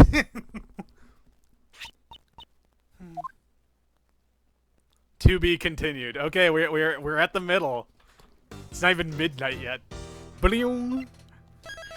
All right, here we go. I might actually be able to get all 4 of these segments done tonight after all. Woohoo! Let's do it. April 5th, 5:58. High Prosecutor's Office, room 1202. Okay. She's not here either. Where in the world could she have gone? Knock, knock, I'm here. Mr. Shields. What's going on, Miles? Why the long face? Take it from Uncle Ray. He won't be popular with the ladies looking like that. Why are you here? Did something happen? That's my line. Have you seen the news about the murder at the PIC headquarters? You're hearing, wasn't it there today? I found myself wondering if you guys had somehow got caught up in it. Wait, it's already made the news? I hear they're searching for a teenage girl suspected of killing an attorney. I can't imagine it could have been her, but it has been bothering me. Could you give me the full rundown? The truth is... Miles, are you trying to give your Uncle Ray a heart attack? I'm not joking, she really did lose her memory. On top of that, she's a suspect. That makes things even more difficult. Where would she have run off to? She lost her memory, right? I was hoping she would return here, but... Not likely. She felt responsible for what happened to you, right? Then there's no way she would come back here. I know that, but where else can I look? Calm down, Miles. This isn't like you. It's rare to see you get so heated up. Well, not that it's a bad thing. If you're trying this hard to save an innocent suspect from false charges, I'm sure you'd make a great defense attorney. Actually, just a while ago, I turned in my badge. But that doesn't mean I've decided to become a defense attorney. Besides, Kay isn't just a mere suspect. I may have only known her for a short time, but we've been through quite a lot together, and I know she isn't capable of murder. I'm surprised. I never thought you would go so far to support someone else. I don't know if you even realize it yourself, but it seems a deep bond has already begun to grow between you and Kay. I'd say it even gives my bond with your father a run for its money. No, it's not that deep. She just keeps barging into my state of affairs. Yeah, that girl can be quite a handful, but I'm certain that something has changed inside you since you met her. I'm really jealous, you know. After all, I lost my old partner. That's why you need to find Kay right now. I don't want you to lose your bond like your Uncle Ray did. Well then, I have a proposal. We have no idea where she is, and searching around blindly won't get us anywhere. In that case, why don't we try searching for the cause of her memory loss? Maybe that could give us a lead. I see. That might be a good idea. From what she told me, something must have happened to her at the Grand Tower. Great, that's it. Let's get going then. Hey, at the very least, could you stop looking so grim? If you stay that way, Kay probably won't want to come back at all. Good grief. I'm no match for this man. Yare yare to say. Ooh, I like the nighttime look now. April 5th, 6:42 p.m. Grand Tower viewing platform. It seems it's already dark. Still open on the day of a murder. You gotta admire their capitalist spirit. But there's no one here. Looks like we've gotten the place to all to ourselves. To prove Kay's innocence, I'll need to investigate your lost memories. Hey, let's go, Miles. We can investigate the roof as much as we want. So let's do what we can. Wait, did she just Granny was over there and she disappeared. Do what we can, huh? I suppose that's all we can do for now. Begin investigation. Grand Tower viewing platform. Miles Edgeworth, so we meet again. What are you two doing here? Well, we came all this way, so I thought we'd buy some cotton candy. And what about you? You want folks to get the wrong idea about you? Do not worry, I will decide my own actions. You're just a no-good ex-prosecutor. It's no wonder you got the axe. Wait, what? You got fired? You needn't be concerned with what happens to me. Are you sure? Oh yeah. What happened to Kay? Huh? Was there some sort of trouble between you two? Anything I can do to help? How about an injection? It's fine. Are injections her answer to everything? Oh, right. It's getting cold, isn't it? Let's go home. Well then, Mr. Miles Edgeworth. Well, let's meet again soon.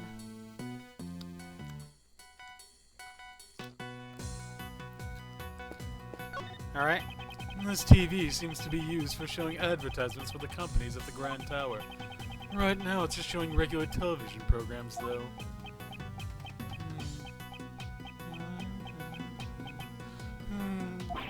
Wait, what am I watching this for?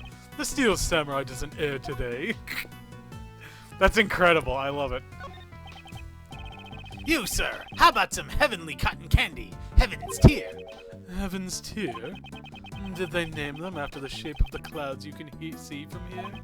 We tear a regular piece of cotton candy in half and then sell it without changing the price. That's why the name is Heaven's Tier. We tear the cost in half while crying tears of joy. If the customers knew that, they would be crying tears of sorrow. Okay, I like that. That was a great line, actually. If you insert a coin, you can use these binoculars to get a nice view of the city. I'm sure if Kay were feeling better, she'd be happily glued to them. And for her sake, I must thoroughly examine every nook and cranny of this viewing platform. Oh, I honestly thought that we were going to.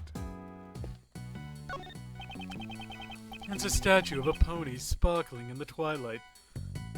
No way!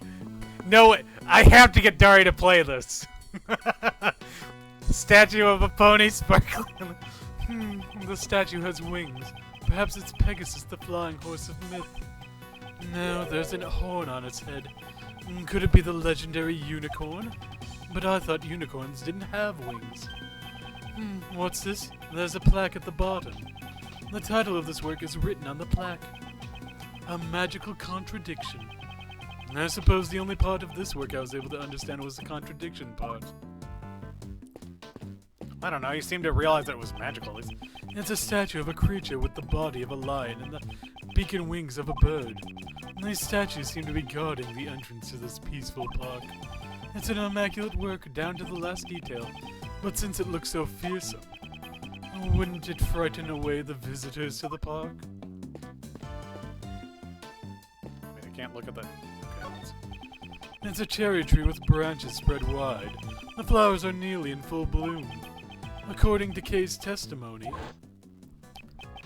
before she was pushed, she was standing under the cherry tree.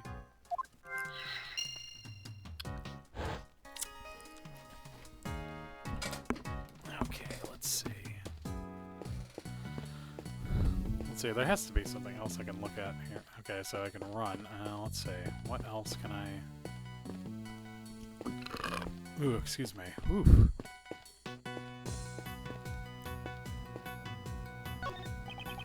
The person in the red raincoat who pushed Kay off the tower. She said they came towards her from the direction of the stand. From that we can deduce Kay was pushed over the railing on this side. The railing is about as high as my chest. It's unlikely that someone could fall from here accidentally. I don't see any particular problems with this railing. Okay, let's see if we can make a logical deduction here. Okay, that was wrong. Not exactly a shining example of the perfect line of logic. Okay, so I clearly don't have anything... Why do you think Kay lost her memories? Was there something she wanted to forget? Miles, did you say something horrible to her? Of course not. I would never say anything that cruel to someone. Well, I might have said some unkind things to Detective Gumshoe in the past, but... I see. Now I feel bad for the big guy.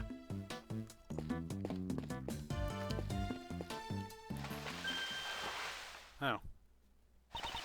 Ah! Oh, wait, what? Ow. Okay. Don't mind me. I was just admiring the view beneath the tree. Did you just fall out of that tree? I didn't mean to fall. My foot slipped.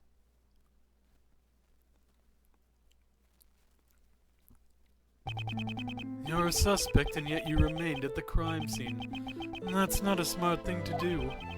Even if you have memory loss, shouldn't you have realized this much? This whole time while you were playing this silly game of hide and seek. I've been worried sick about you. Are you angry with me? Of course I am. Answer me. What were you doing here? Did you think I'd let you off the hook that easily just because you have memory loss? That's not it. I came here because I thought I could get your badge back. What? If I don't regain my memories, I'll never get it back. I thought if I went back to where I lost my memories, then maybe I would remember. If I could just remember killing her. Hmm? You're still the same as you were before you lost your memories.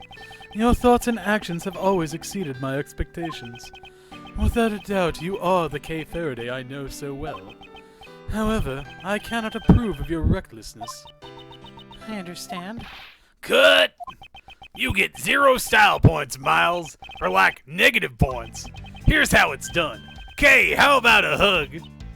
Okay. Oh, well then. Mr. Shields! It was just a joke, honest. We interrupt this program with breaking news about the Grand Tower murder case. The police believe the culprit is a teenage girl who was present at the crime scene. She remains at large as the police continue to search for her whereabouts. Oh dear, this is getting pretty serious. Well, gang, what's the plan? We don't have much time. Indeed, it's only a matter of time before they find us here. So then, why don't you tag along with us for a while, Kay? But I'll just cause trouble for you again. It pains me to say this, but I've got nothing left to lose at this point. Mr. Edgeworth? That settles it. We're all in this together now.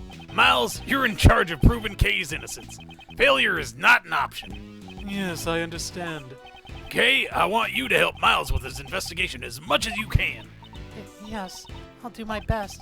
Let's be quick about it before the cops find us here. Unlike some people, Uncle Ray still has a lot to lose. Sheesh! If I lose the law office, I'll never be able to face Gregory. This man, I'm glad he's on our side.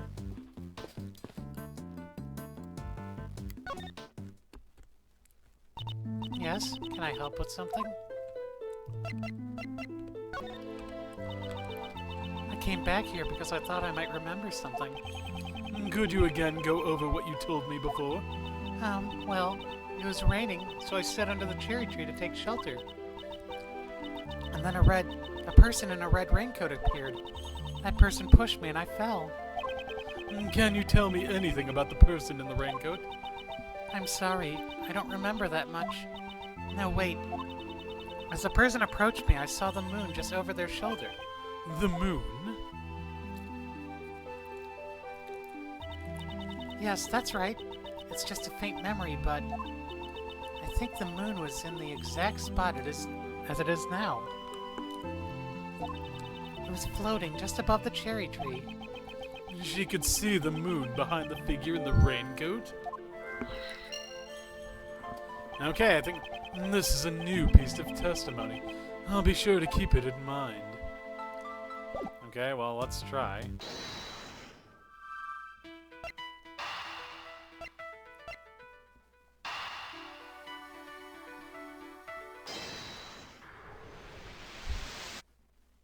Oh, come on, that wasn't it either? Not exactly it. Okay, fine. Alright, let's keep talking to her then.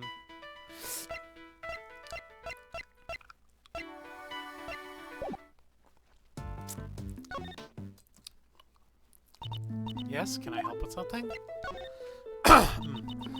Mr. Edgeworth, for a while now, I feel like I'm on the verge of remembering something.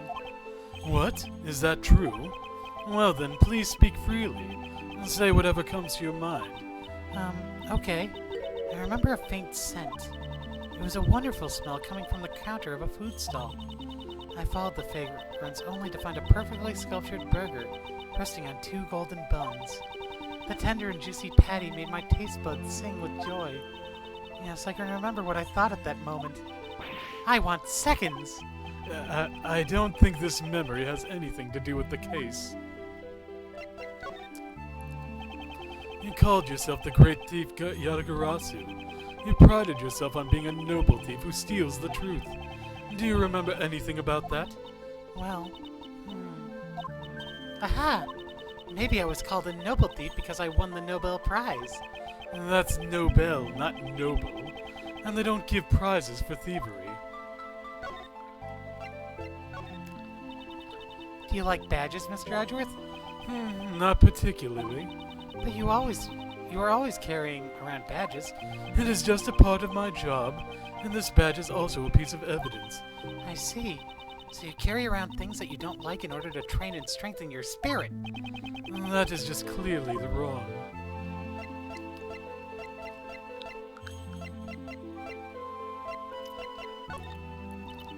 This letter, it's a promise I made, right? If you can call conspiring to commit a crime a promise, then yes. A crime? But I was the one who wrote this letter, right? This letter is not handwritten. We cannot be certain that you wrote it. Is that so?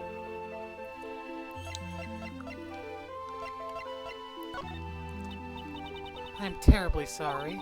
Even if you give me that, I still don't remember anything about you. No, I wasn't planning on giving it to you.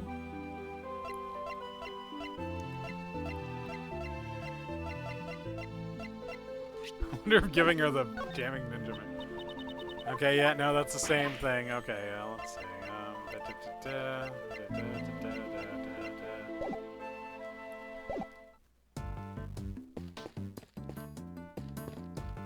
Oh, maybe there's something new here then. It's a cherry tree, according to Kay's testimony. Before she was pushed, she was standing under the cherry tree. Okay, so same old.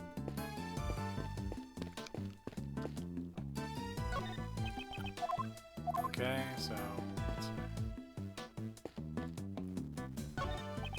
If you insert a coin, you can. Okay, so yeah, all right. All right, well, let's see here now.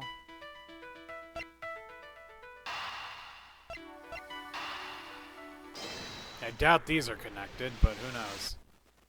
Wait, really? What? Fuck you! If I recall Kay's testimony, a person in a raincoat approached her from behind the candy stand. Then this person supposedly pushed Kay over the railing opposing the stand. Moreover, Kay said she saw the moon over the person's shoulder. However, earlier I confirmed that the moon is floating in the opposite direction. And now, on the night Kay lost her memories, it seems the moon was in the exact same spot. Therefore, the positions of the moon and the person in the raincoat don't match up. Her memories have probably become confused. After all, had she actually been pushed over the railing, she couldn't have survived the fall. Perhaps I should question Kay's memory of where she fell.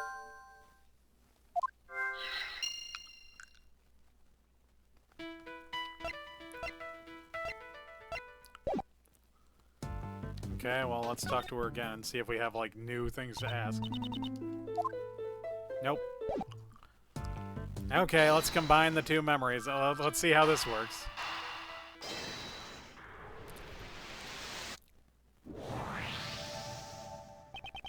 Okay, was not pushed over the railing on this side.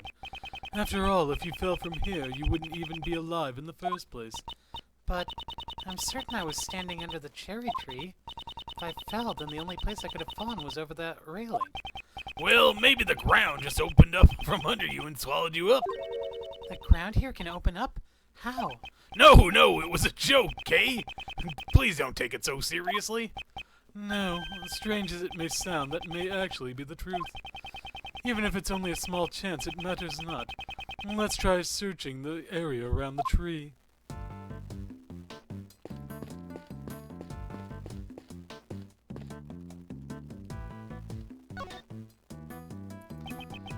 Kay could not have fallen over the railing. There must be something around here that proves it. I won't rest until I've inspected every suspicious-looking nook and cranny.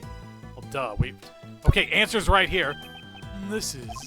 It looks like a maintenance hatch. Kay, maybe you fell down here. Nah, just kidding. There's no way something like that could happen. I'm sorry. I just can't remember if... No, that was a joke. No need to take it seriously. Right. So when should I take you seriously then? When indeed? Well, if you jumped into Uncle Ray's arms. Mr. Shields! Yeah, come on, Miles. It was just a joke. A joke, you know.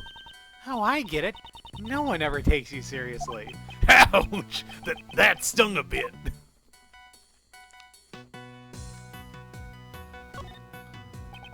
Flower petals are scattered all over the ground.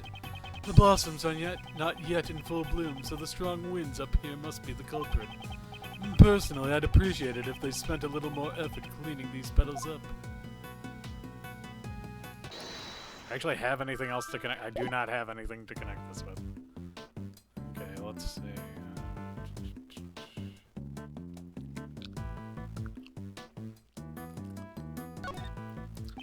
It's just gonna be the petals again. Yep, that's what I figured. Okay, come on now. Let's see. I already checked this area earlier, but it never hurts to take another look. Okay, yeah, that's the message that plays whenever you actually did solve something. Okay, so let's see.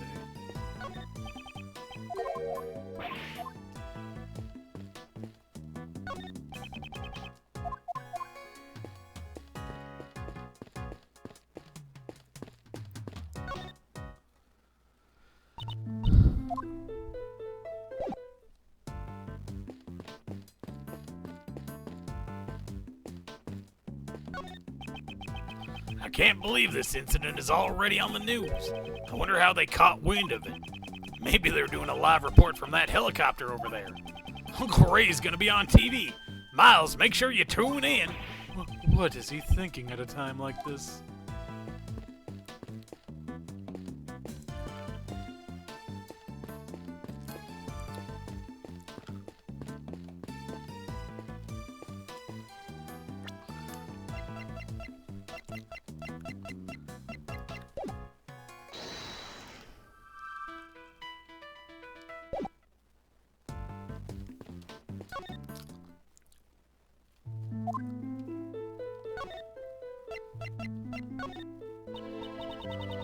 Okay. The person in the red raincoat really was here. Are you sure that they were walking towards you from behind the stand? That's right. They walked straight up to me. There must be some evidence. Maybe that person left footprints behind. There's no ground behind that stand. No one could have walked there. Then, was that person a ghost? There are no such things as ghosts. Oh. Is this one of those so-called contradictions?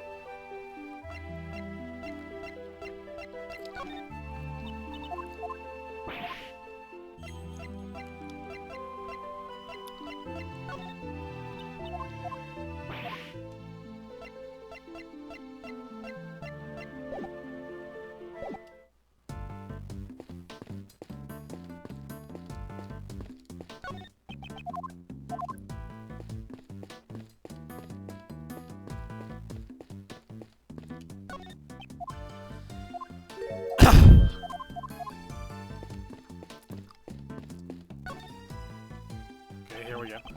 We're seeing live footage from the 50th floor. The investigation will continue through the night. The 50th floor? Isn't that the meeting room of the PIC headquarters? That's right. We can see the shadows of the investigators behind those blinds. Uh-oh. Looks like making a clean getaway just got that much harder. It seems we have no choice but to cleverly evade the eyes of the media. Maybe Uncle Ray should have become a spy instead of an attorney. If worse comes to worse, I may have to use Mr. Shields as a decoy. Miles, just now, you were thinking of something terrible, weren't you? I won't rest until I've inspected every suspicious-looking nook and cranny. Oh god, so this is... This appears to be a live news broadcast. In other words, what we see on the screen is how the Grand Tower looks at this very moment. Does that mean we can be seen on the TV too? No, the camera is too far away and it's too dark to see us clearly. There's no need to worry. It certainly would be bad if Kay were to be seen on TV right now.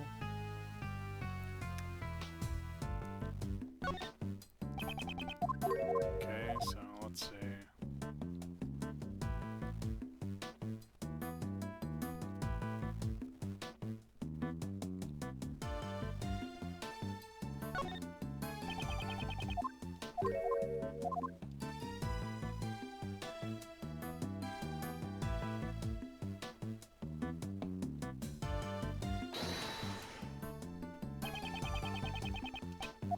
Okay, so we don't have a contradiction yet, but...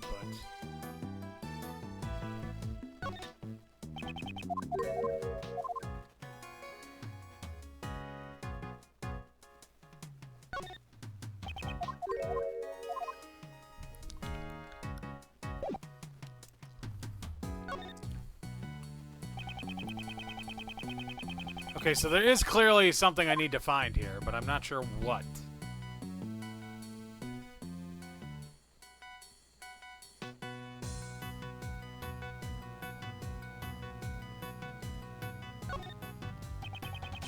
We're seeing live footage from the 50th floor. The investigation will continue through the night. The 50th floor? Isn't that the meeting room of the PIC headquarters? That's right. We can see the shadows of the investigators behind those blinds. It looks like they're still investigating the meeting room. As the reporter said, you can see the investigators' shadows moving around. There is a huge contradiction in this image. I should present that piece of evidence.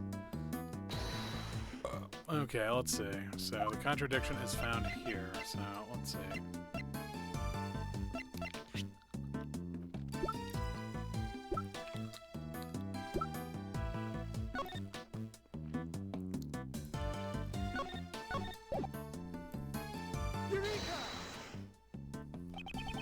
Do you know how many floors this building has? Of course, 50 floors, right?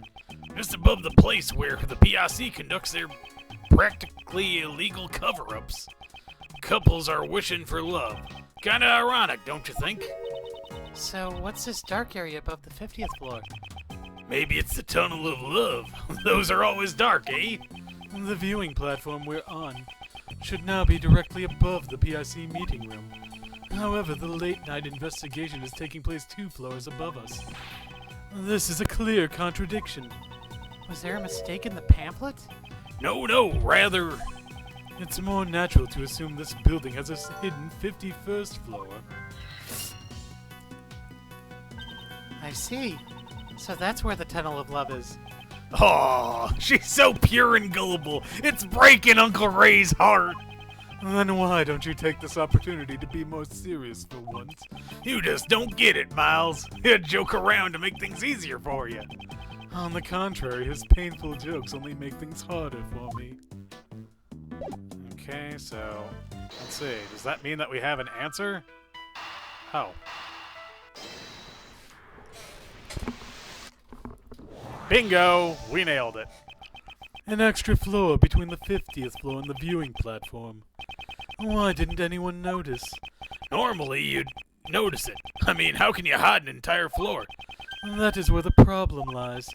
No one noticed something that should have been easily noticeable.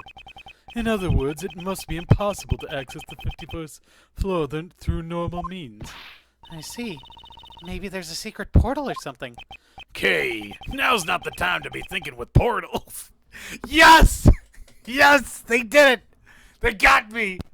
They fucking got me! The cake... Why, Mr. Shields, I believe the cake is a lie. God damn it. Fuck! I'd like you to recall the hatch at the base of the cherry tree. Isn't it normal to assume there's a room on the other side of the maintenance hatch? Uncle Ray likes where you're going with this. Let's hurry and check it out. There we go. Now let's see. This is... Looks like there's a lot of stuff down there. Is this what they call a storeroom? There's no doubt about it. This is where Kay fell down.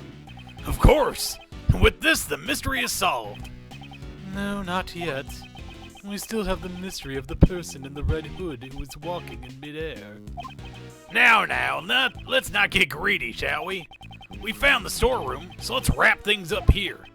I suppose you have a point. It does seem to warrant an investigation. Hooray, I healed. Well, if it isn't Miles Edgeworth. Emma, what are you doing here? Oh my god, Emma Skye shows up? This is like the Grand Central Station of cameos that I've always... Damn, game. I heard about the case from Detective Gumshoe. Since I was already in the area, I thought I might as well check out the crime scene. This girl's name is Emma Skye. She's a high school student studying in Europe to become a forensic scientist. She's the younger sister of my former boss, and a witness in one of my trials 2 years ago. Detective Gumshoe told me everything over the phone. He sounded really upset. He said you lost your badge at the Grand Tower and Kay became a mummy. But please calm down. I thought you left for Europe just a few days ago. Don't tell me you've come back already. Yep, and I brought my teacher from abroad, too. He needed an interpreter, so I volunteered to help. If your teacher cannot speak English, why aren't you with him right now? He can still communicate with people. Don't underestimate the importance of body language. That doesn't really count as a language. But enough about that. What happened to Kay? Is she all right? My, what a good friend. Isn't this great, Kay? Yeah. Who are you? Are you Mr. Edgeworth's new assistant? On the contrary, my dear, I'm Ray Shields, head of the Edgeworth Law Offices. Edgeworth Law Offices? Wait, you mean like a defense attorneys? Mr. Edgeworth, when did you suddenly become an attorney? No, it's not like that. Now that I think about it, it is a rather complicated working relationship. Don't sweat the details. Let's start with an introductory hug. Why did you become a defense attorney, Mr. Edgeworth? Hey, don't just ignore me. Because I don't approve at all. Well, why don't we continue this conversation down below? That's right. The police could arrive at any second now. Huh? Mr. Edgeworth, who is she? I'll explain later. First, we have to go down the hatch. Okay. Guess I'll be joining the defense team? I'll explain about that, too. Well then, let's go to the storeroom. To be continued. Jesus Christ, am I actually going to make it to, like, end part 1 tonight? Jesus Christ. This is going pretty... The 4th and 5th cases are really long, my ass, Ki. April 5th, 7:06 p.m. It's pretty dark down here. I can't see a thing. Watch your footing, Emma. Ouch! I think I hit my head. Okay, be careful not to slip. Take your time coming down. Okay. The light switch should be somewhere around here. This is the hidden 51st floor. Is it being used as a storeroom? We'll need to investigate it thoroughly. Grand Tower pamphlet data updated in my organizer.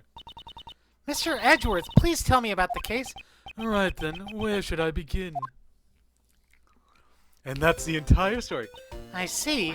This is certainly a serious situation. Why does she look like she's having so much fun? Looks like you're in a bind, prosecutorial attorney, Edgeworth. I'm not a defense attorney, nor is there such a thing as a prosecutorial attorney. This looks like a job for science. Don't you worry, I've got everything here in my bag. Are you sure you're up for this, Emma? Of course. So, once again, it's good to be working with you, Mr. Edgeworth. And I'm glad to be working with you as well. Looks like we've got ourselves another cute assistant. So, what's the plan? That lift looks pretty suspicious to me. It looks like it goes down? I'm curious as well. But first we should investigate this room. Okay, if you find out anything, be sure to tell Uncle Ray. And if I remember something, I'll let you know. Yes, please do. Emma? Roger, I'm ready to support. Well then, let's begin the investigation. God, we are getting a lot of assistance this game. Begin investigation. Grand Tower, 51st floor, storeroom. These are What is it? the items displayed on the shelf here. If I recall correctly, they're all evidence from past cases I was involved in. What are they doing here? I guess I would make this place the PIC's evidence storeroom, huh? These items should be kept in the care of the police. Don't they keep evidence in the prosecutor's office? only for current trials. However, once a verdict has been reached, the evidence is transferred over to the police department and stored in the evidence room. But it looks like the evidence has been stored here instead. There's no point in worrying about it. For now, I should try examining everything. It looks like some of the evidence have tags in front of them, and there are numbers written on the tags. Maybe they're the ID numbers of the evidence. No, based on how large these numbers are and the nature of these items, I'd say these are prices. Prices? If that's the case, wow, these are ridiculously expensive. She seems more concerned with the high prices than the legality of this whole affair.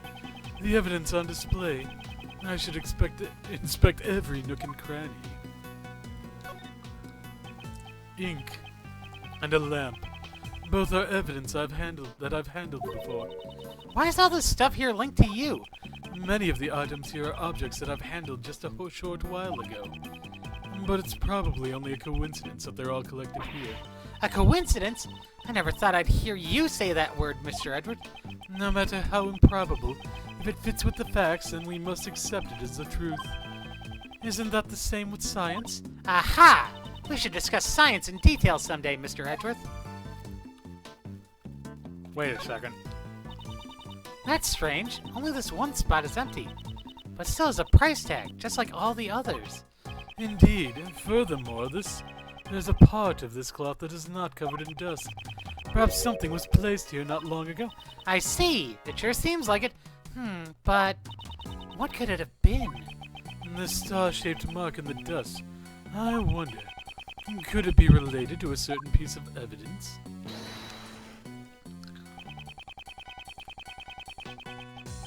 Yes, it is. And I know exactly which piece of evidence. Candelabra. This dust pattern matches up perfectly with the base of the candelabra. It's likely the killer got the candelabra from this very storeroom. Does that mean the candelabra was also a piece of evidence? It's quite possible. However, that is not the issue here. The murder weapon originally came from the storeroom. We must keep that in mind.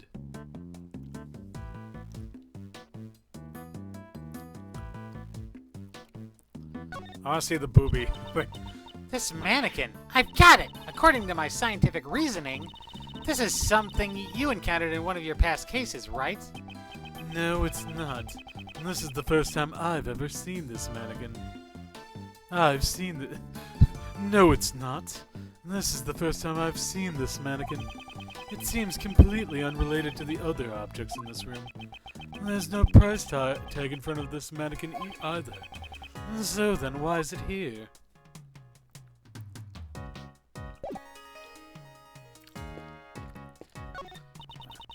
Don't you think it's kind of creepy how all these masks are lined up in such a dark place? Emma, are you not good with horror movies? No way! Horror movies are so unscientific. So she's scared of them. I won't rest until I've inspected every suspicious-looking nook and cranny. Wait, okay, now this one I do remember. Hold the phone. Is this spot somehow connected to any of the evidence I hold? The Jammin' Ninja mask that the Kay had with her. Perhaps it was originally attached to this hook. That sounds plausible, scientifically speaking. In other words, Kay came here? It's quite likely, but for what purpose? Maybe she was going to steal something from this place. A great thief who steals the truth, huh? No, I don't think we can answer that question at this time.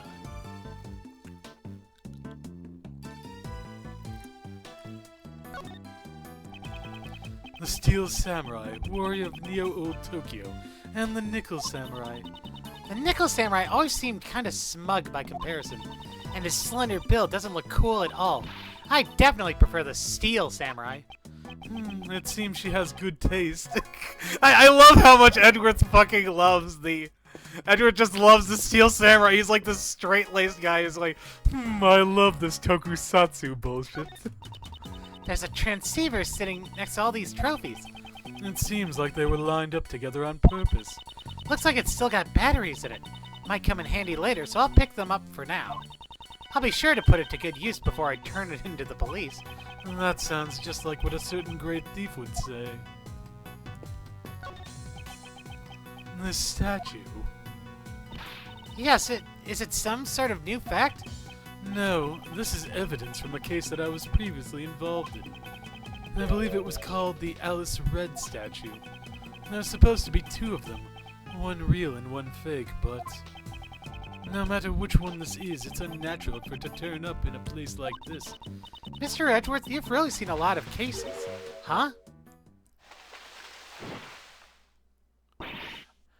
Gotcha! Yippee-ki-yay! I got me a scoop. Eek! Gah, my eyes! Stop it! You ain't getting away from the Great Lotta's camera that easily. I reckon y'all must be criminals. I'ma snap 16 shots before y'all can even say cheese. We're not criminals. Really? You ain't fooling my camera of justice with those words. You are... Huh? Ain't you that heinous prosecutor from back then? Who are you calling heinous? This is Lotta Hart. She's a photographer I've dealt with during my past cases. I see her distinctive accent and chatterbox mouth haven't changed a bit. Just look at that face. You're obviously up to no good. It seems she has a bad impression of us. Now it's time to pay your dues. Stand still while I photograph y'all. We only came here to investigate. Lies. You think you can fool me like that? Mr. Edgeworth, she's not listening at all. She seems harmless. Let's just leave her be for now.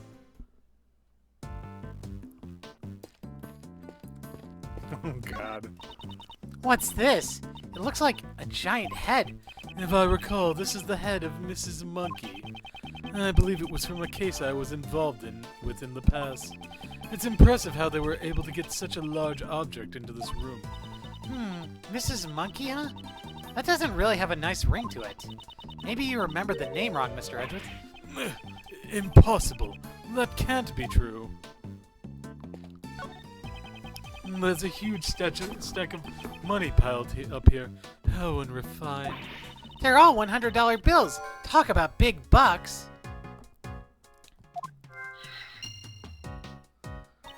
So, how many times your yearly salary do you think this is worth?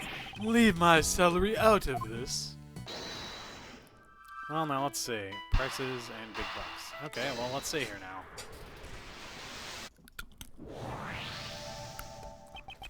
From the price tags attached to the pieces of evidence, and that huge stash of cash, it's clear that the buying and selling of evidence was being carried out here.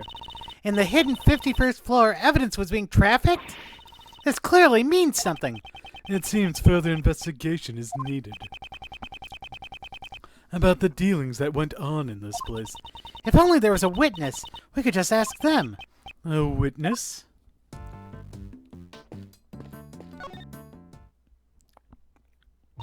Yes, can I help with something?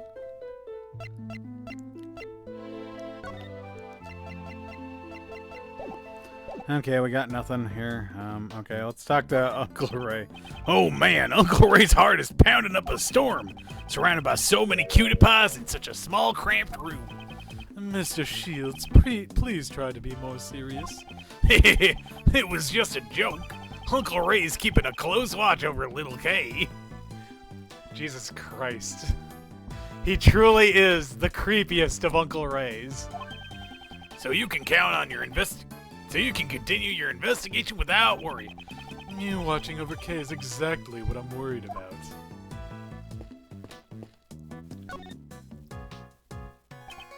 So, why did you come here?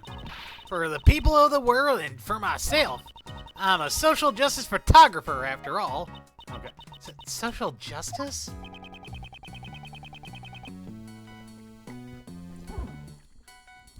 Then allow me to guess the reason why you came here.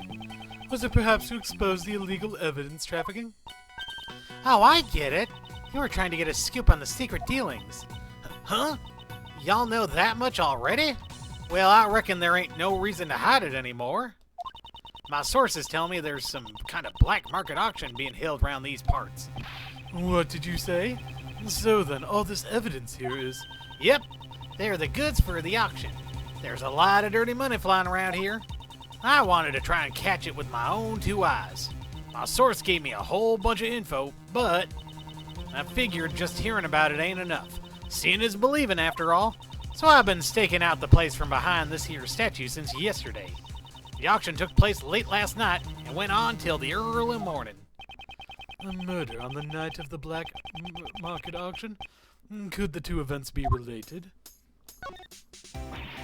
Black market dealings in the Grand Tower. Guess I really hit the mother lode this time. Were all the items in the auction pieces of evidence? There was some normal stuff too, like stolen art and the like. I wouldn't consider stolen art to be normal. But I reckon the evidence was the star of the show here. These folks are law fanatics, trying to get their hands on the latest goods from the police. So that's what you wanted to get pictures of, Miss Hart? Pretty much. They were meeting right under this very storeroom. So I watched them from up here. You said you were here since yesterday. Did you witness the entire event? It was a black market auction after all. They followed a fairly detailed procedure. First, the participants entered the storeroom from the viewing platform one at a time. When they got in, they each took one of those masks on the wall over there. Funny thing about those masks, they're all equipped with voice changers, itty bitty ones. That way they wouldn't be recognized. They wanted to protect their anonymity. You mean their anonymity? God, I can't even say their anonymity. Yeah, that's it. Their anonymity. Why not just say identity and make things easier for all of us? Yeah, you're telling me, Edgeworth. After putting on the mask, they'd go down the lift, and the next fella would come right in. On the way back, it was the same exact thing, but in reverse.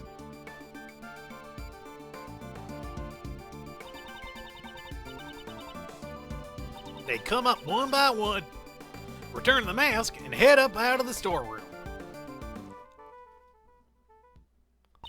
Wow, that's pretty thorough. Masks data jotted down in my organizer. How many participants were there? 11 people altogether. I counted each of them as they made their way down.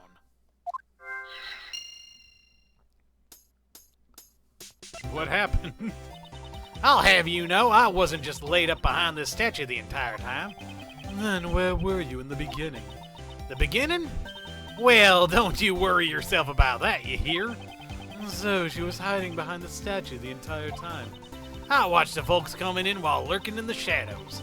All secret agent-like. Note to self, secret agents like to lurk in the shadows. And then, they used that lift over there to get down to the auction site. After they all went down, I watched the whole thing from the lift. Did that lift stay down the entire time? No, it came back up, but there's a tiny gap in the floor there. There's a bit of space between the floor and the lift platform, you see? So I could see just about everything that was going on down there. Then, did you see the person who was conducting the auction? Eh? Well, yeah. You betcha I did. What kind of story would this be if I didn't know who the conductor was? The conductor, huh? It seems I'll need to ask her for more details.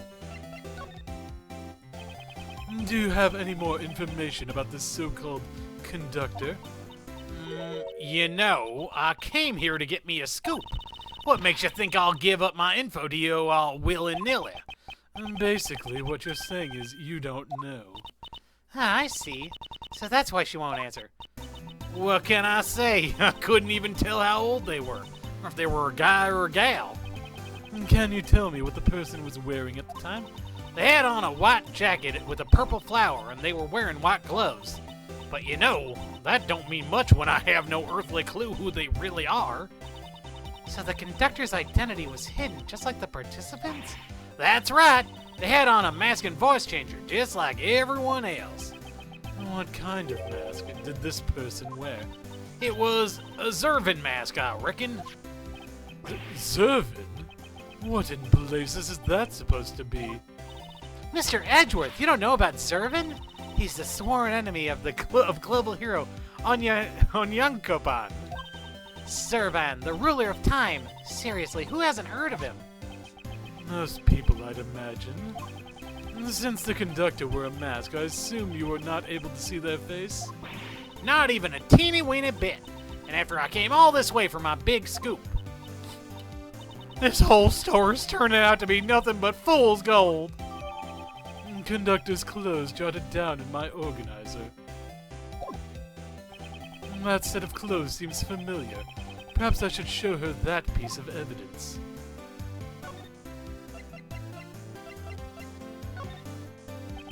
You said the conductor wore a white jacket with a purple flower and white gloves?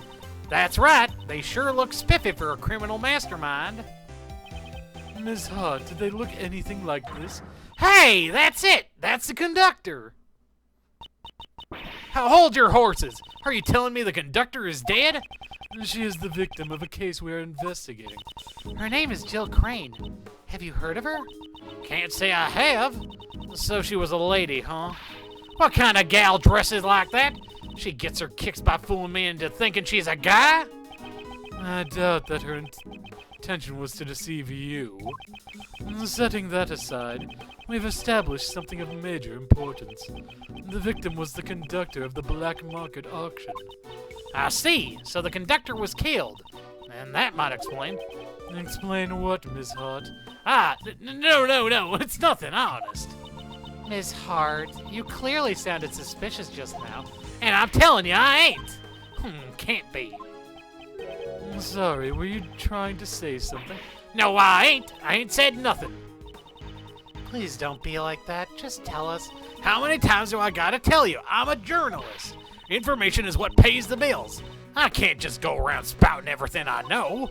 I've already said too much. I've got nothing left to say to y'all. Then, what if I found some fingerprints for you? What good would that do me? I don't want none of your dusty old prints.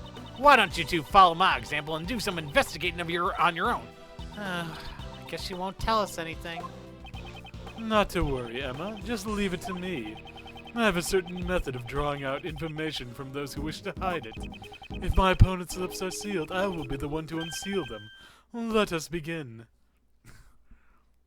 That sounded almost kind of rapey coming out of him, which, I mean, I know that, like, the American fan base really likes to make a big deal about Edgeworth being gay, but it's like, yeah, I kind of see that, too. He seems very, very awkward around women. Ew. Just like, ew. Here we go. It's logic test time.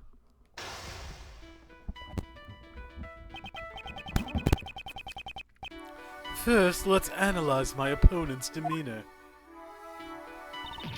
I ain't telling you nothing, so quit wasting my time. She seems rather impatient, as if she's trying to cut off the conversation. I must be careful with my time. I won't have long to consider my responses. I'm almost certain that she's hiding something from me. And that's where I'll begin my attack. Now, time for the first move. Begin logic chess. Don't you think you're overreacting a bit? Let's just calm down and... I'm always calm. Now leave me alone.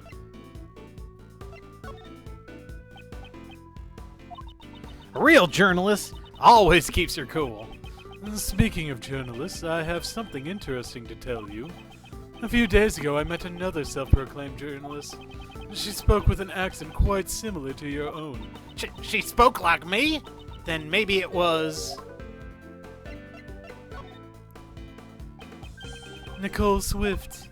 She had a distinct way of speaking, one very much like your own. Furthermore, she said that she had a mentor. Could she have been referring to you? Oh, so you know Nicole. Well, ain't that a fun little coincidence? When'd y'all meet?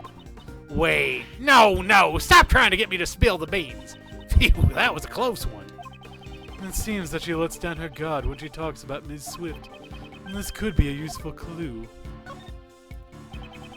I want you to tell me everything that you know right now. No way, Jose. I ain't spilling my guts to someone I have no connection with. Perhaps I should use that clue. You say I have no connection with you, Ms. Hart. But don't we have a mutual acquaintance with your apprentice? Oh, well, that's... I reckon it would be mighty cruel of me to give Nicole's friends the cold shoulder. Then why don't you share with us what you know? Well, when you put it like that, I guess I could let you in on my scoop. No, I ain't falling for your nasty tricks. No, sirree. Your scoop? No, just forget it. It ain't nothing important. Do you have a scooter?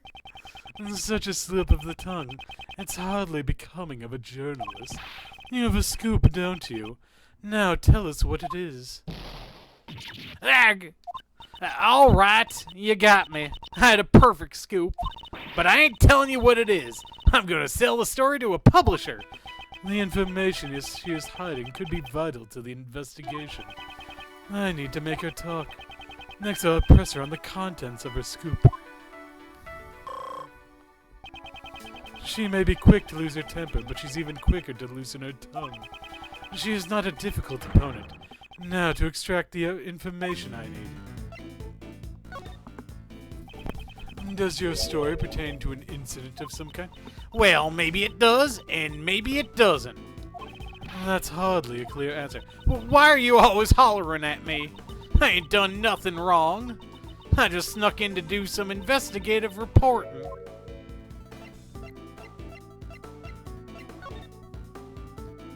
You didn't do anything wrong? That's a bold statement, considering you're currently trespassing on private property.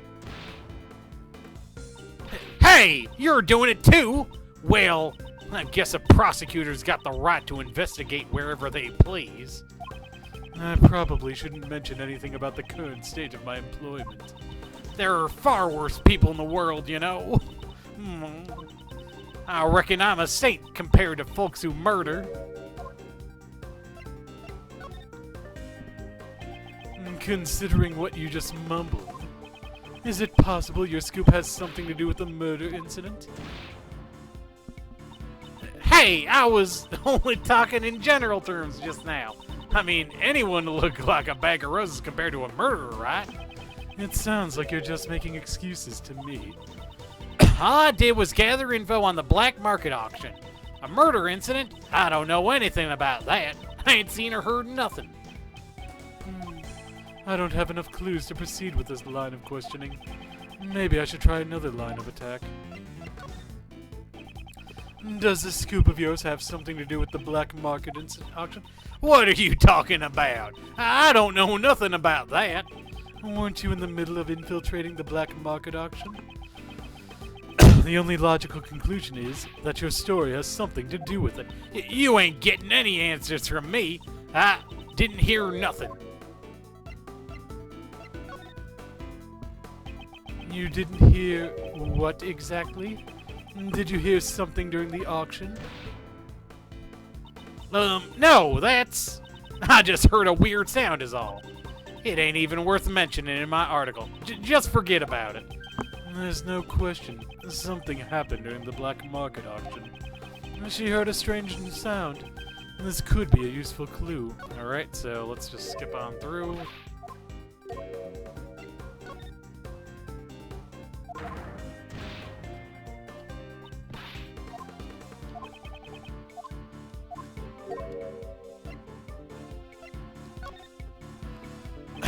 Considering what you've just mumbled.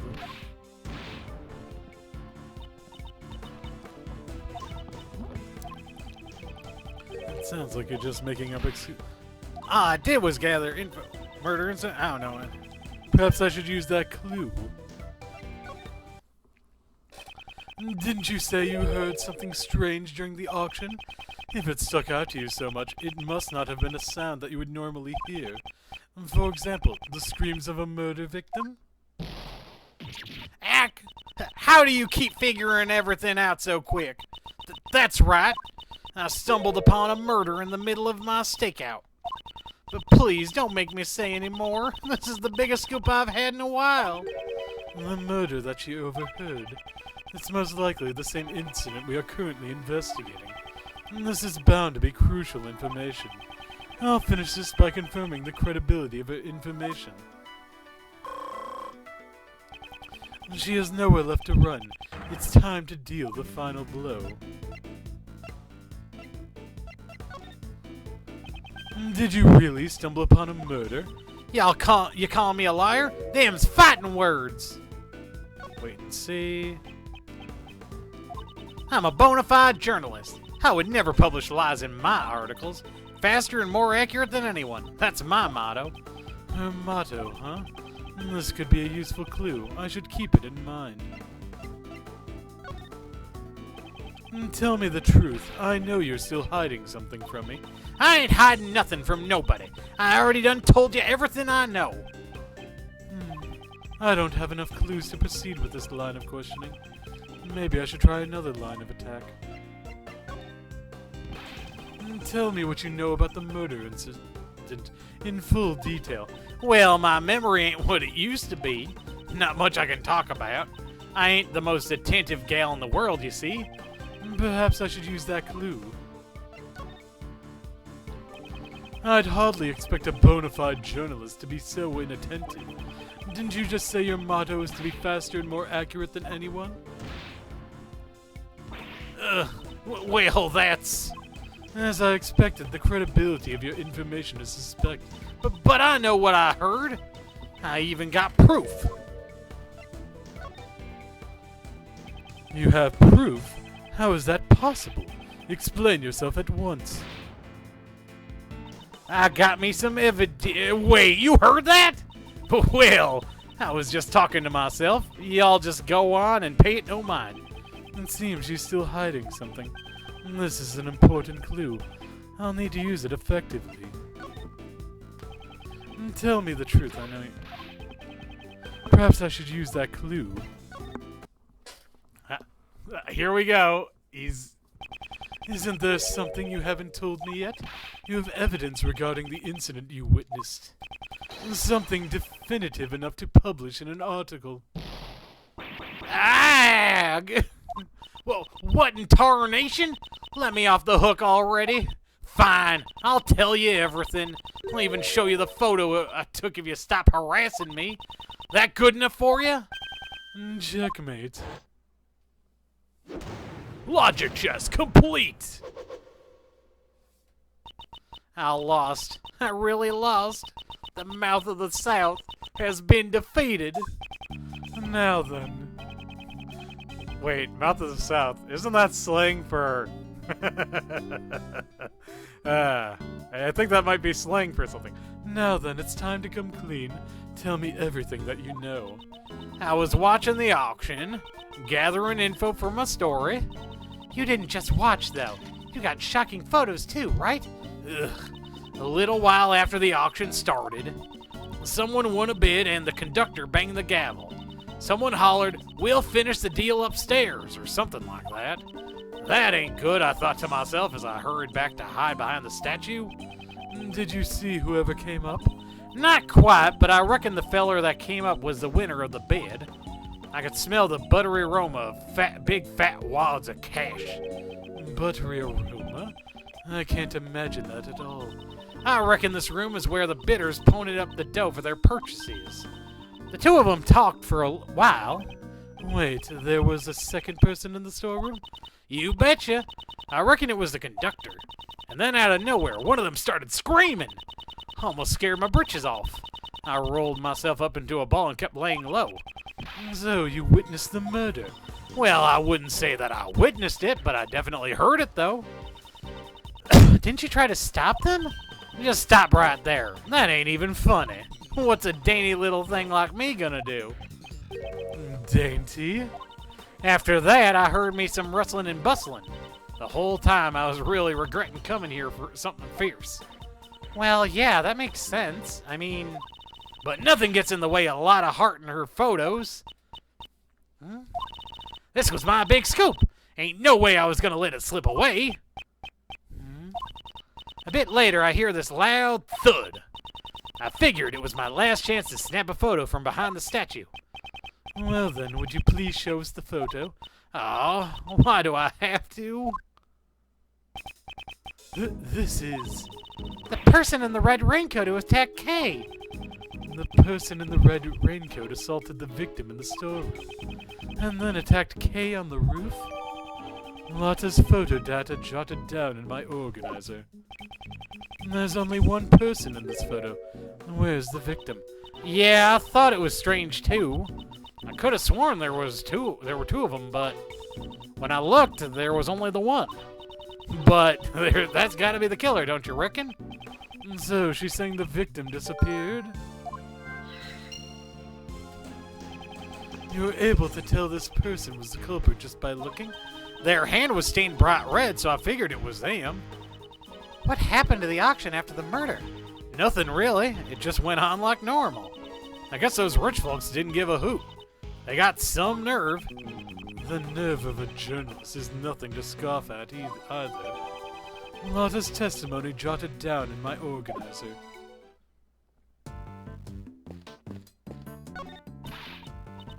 Look, check it out. This lift has a sturdy platform and solid steel supports. According to my calculations, it should be able to support the weight of 50 Mr. Edwards. I doubt there's enough space for that many people. It seems to be used for moving goods. I wonder about that. If you pack them in real type, they just might fit, all 50 of them. Impossible. That aside, there are still some more places in the storeroom we need to examine. We'll examine the lift after we finish our investigation here. Impossible, huh? And how about 45? No, we might even be able to fit 48 people. Yes, can I help with something? Okay, well, actually, yes you can. The person who pushed me. I'm sure it was this person. Yet you don't remember their face. But that red raincoat. I'm sure of it, I think. Probably. Please be more clear. I'd like a straight answer. Mr. Edgeworth, when you look at me like that, I begin to lose my confidence.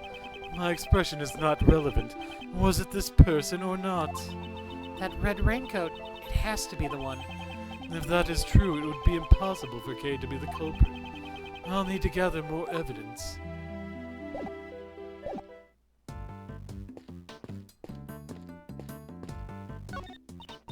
Wow, talk about bad taste. I've never seen such a gaudy desk before. Just what kind of person would use something like this? The tabletop is being supported by 4 naked men. The design is quite painful to look at. It's quite painful to look at. It certainly is in poor taste. Maybe this is also related to one of your past cases. No, none of the cases I handled involved a person with such bad taste. Or at least I hope not.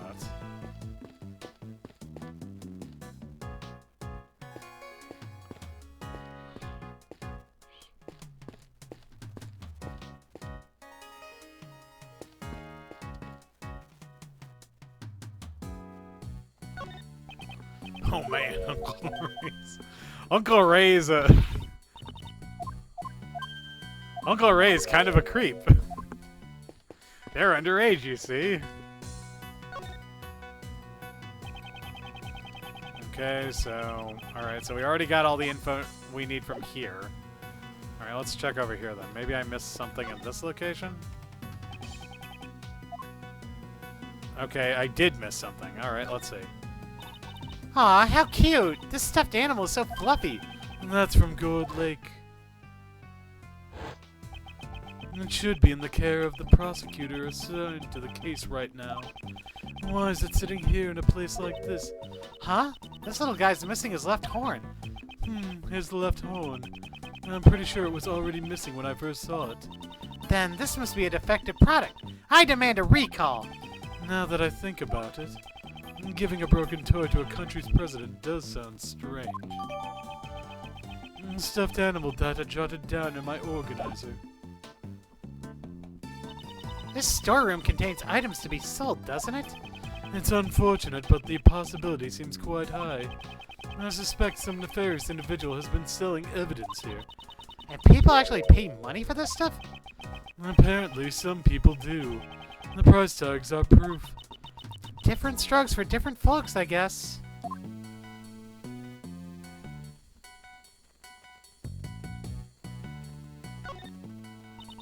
What a cute doll. It kind of looks like the Steel Samurai. It's the Iron Infant, son of the Steel Samurai and the Pink Princess. He was destined to become a hero of justice from the moment of his birth. So much pressure rests on his tiny baby shoulders, and yet he carries himself with a grace and dignity that belies a toddler of his age.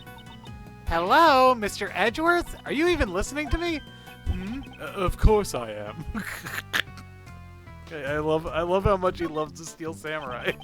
It's a small bottle. I've seen this piece of evidence before in the past. Huh? Is that all?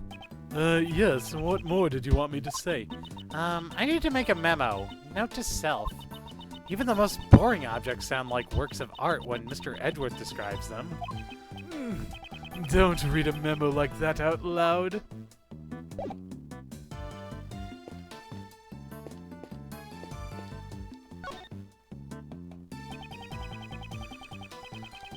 Okay, so we already got everything from here.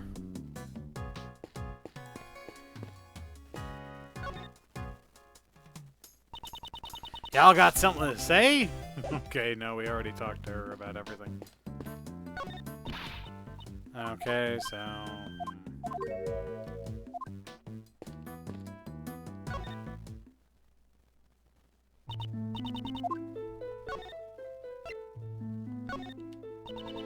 That's a cute stuffed animal. Is it a bull? Yes, it appears so. I found this at a crime scene with you just the other day. One of its horns is broken, so I guess even a stuffed animal can get injured. Huh? My head, it hurts! What's wrong? For some reason, looking at that stuffed animal makes my head... I'd better put this away for now. God. I like how shaky her eye gets when this happens. I'm terribly sorry. Even if you give me that, I still don't remember anything about you. No, I wasn't planning on giving it to you.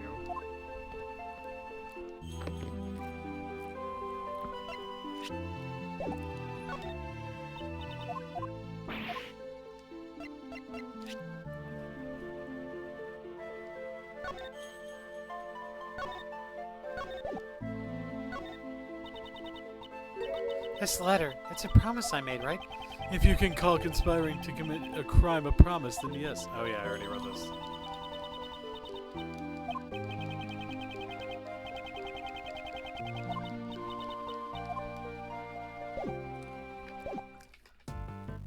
And maybe I have a logical connection I can make?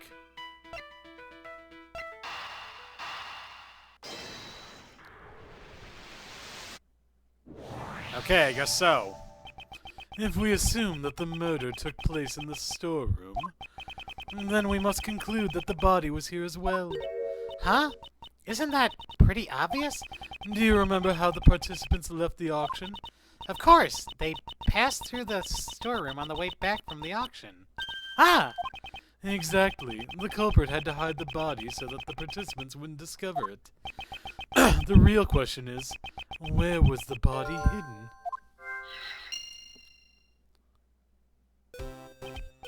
Emma, would you mind lending me a hand? Leave it to me! What do you want me to do? Let's see. Use your luminol reagent to test for a blood reaction. If you would, please. Okay, let me show you the power of science. The glint in her eyes is getting brighter by the second. Let's start by examining that ladder over there. Based on Miss Hart's picture, the person in the red raincoat headed toward that ladder. Chances are something will turn up if we check there. Just touch anything you want to examine. If you do that, you'll be able to spray the luminol reagent on it. Oh boy. Oh. If there's a blood stain on the spot where you sprayed, you'll get a reaction like this. Even so, no matter how many times I see blood stains, they're always so gruesome. There's a blood reaction here, but it's kind of faint. Let's spray it with some luminol 2 or 3 more times so it'll be nice and clear. You can see it clearly now. It looks even more gruesome than before. Do you understand how to look for bloodstains now?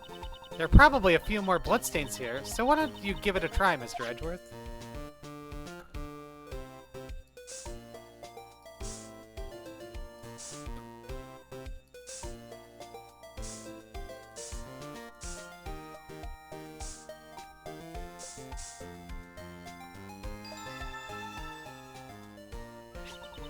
Let's search the rest of the storeroom for bloodstains just like that. First, let's look for a place to spray the luminol reagent. You want to examine this spot? Unfortunately, there were no reactions here. You want to examine this spot? Fortunately, there were no reactions here. Alright, found them. Want to examine this spot? No reactions. Okay, let's check the money. Want to examine this spot? No reactions.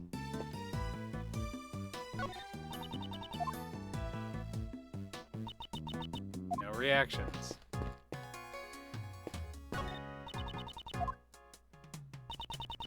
Let's spray luminol on every suspicious looking nook and cranny. I like how they all use like nook and cranny here. Alright, so let's see.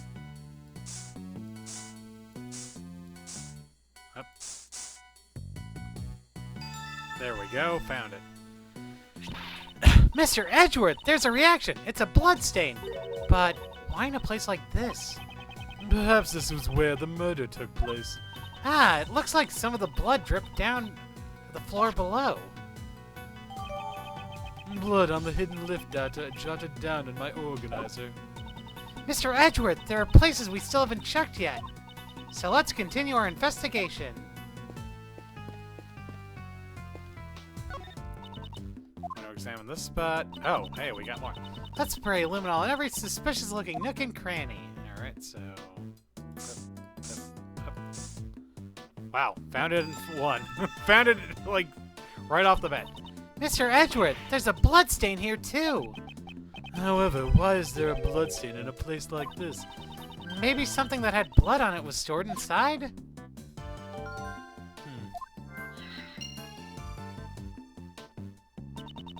Looks like we found all the bloodstains in this storeroom.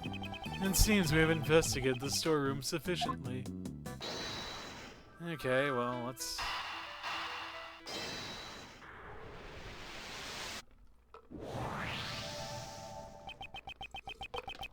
The reason why we found a bloodstain in the costume trunk is because the murderer hid the body in that box. I wonder who won the bid for it. The trunk, I mean. That I don't know. In a certain way, everything worked out exactly as someone wanted.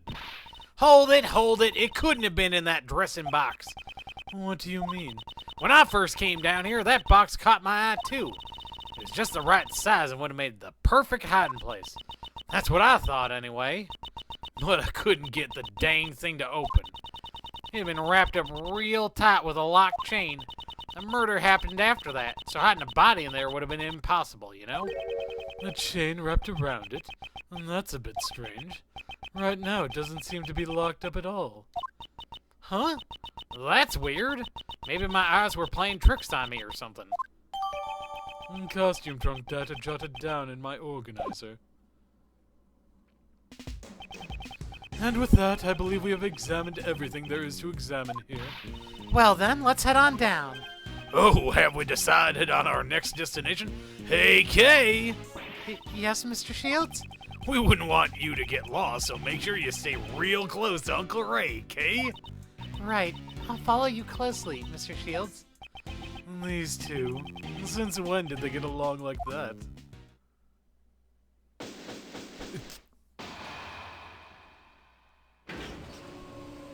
Okay, I like how that they're all shoved into the elevator together.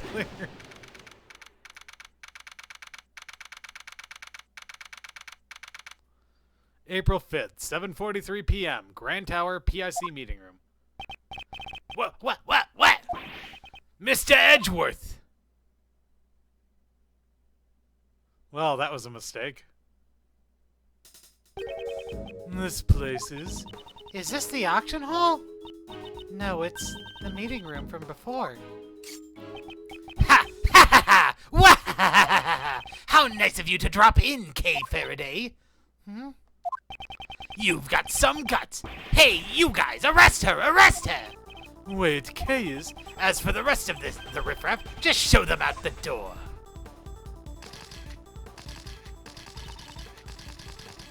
This is tyranny! Yeah, it's tyranny, pal! Miles, this is kinda bad. The light of justice shines above me. Ha ha ha ha! Yarg! Youch! She even smacks. What? Why me too? Oh, that's strange. I was aiming for that weak ex-prosecutor. You were clearly aiming at me. Maybe something got in my way. Particularly... Yarg! right around there. Francisca, Just what do you think you're doing here, ex-prosecutor Miles Edgeworth? I do not believe that Kay is the culprit behind this incident. You're just an ordinary man without investigative rights. What you say does not matter. I am Franziska von Karma. I will never stop moving forward. However, you chose to quit. The outcome of our battle has already been decided. I cast away my badge because it became a millstone around my neck. I shall continue moving forward even without it. The path I walk will surely lead to the truth. My actions are driven by that belief, and that is something which will never change. So, you're saying that you've found a path to the truth? Then show it to me. But if that path proves to be a foolish one, it will not survive my whip. Oh boy, okay. Here we go. Francisca's letter. The victim used her keycard and enters this room with the culprit. Then the culprit stabs the victim in the chest with the candelabra, killing her. Shouldn't the letter make it obvious who the culprit is? Of course, the crime scene was right here in this room, the PIC meeting room. The proof is the bloodstain we found here in the meeting room. That settles it, Miles Edgeworth. Miss Von Karma seems really confident, doesn't she? Ah, see, she's a fire one, isn't she? I don't mind a feisty cutie, so how about an introductory? How repulsive. Well, Miles Edgeworth, can you break my logic? If you truly have no intention of stopping here, prove it to me with evidence. Very well, I'll show you, Francisca, the evidence that paves my path.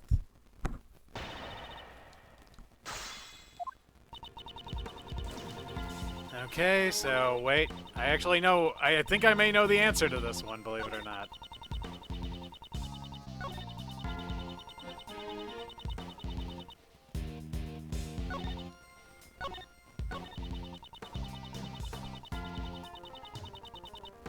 Okay. Present. There we go. Knew it right off the bat. If memory serves me correctly, the blood in the meeting room was found in front of the statue of Lady Justice, was it not? To murder someone before Lady Justice, this culprit knows no fear. I wonder about that. Have a look at this piece of evidence. Blood was found in the storeroom right above the meeting room. As you can see, there are signs that it has dripped down onto the floor below. And right underneath the hidden lift is... The statue of Lady Justice! Then you understand, the murder did not take place here. The killer murdered the victim in the storeroom and then moved the body to this room. What Lady Justice witnessed was a coward trying to conceal their crime, and not the moment of the murder. She's smiling. Pardon me, I just remembered a conversation quite similar to this one. As I expected, Miles Edgeworth, such naivete couldn't possibly be an act. Just how is Mr. Edgeworth naive? Youch! Have you forgotten, or are you just playing the foolish fool? The amount of blood in the meeting room is clearly greater than that in the storeroom. Ugh, please don't just hit me and ignore me. Yarg! Such a large amount of blood couldn't have simply dripped from the floor above. And even if it had, there should have been much more blood left behind in the storeroom. The murder could not have occurred anywhere other than this meeting room. You're as predictable as always, Francisca. What?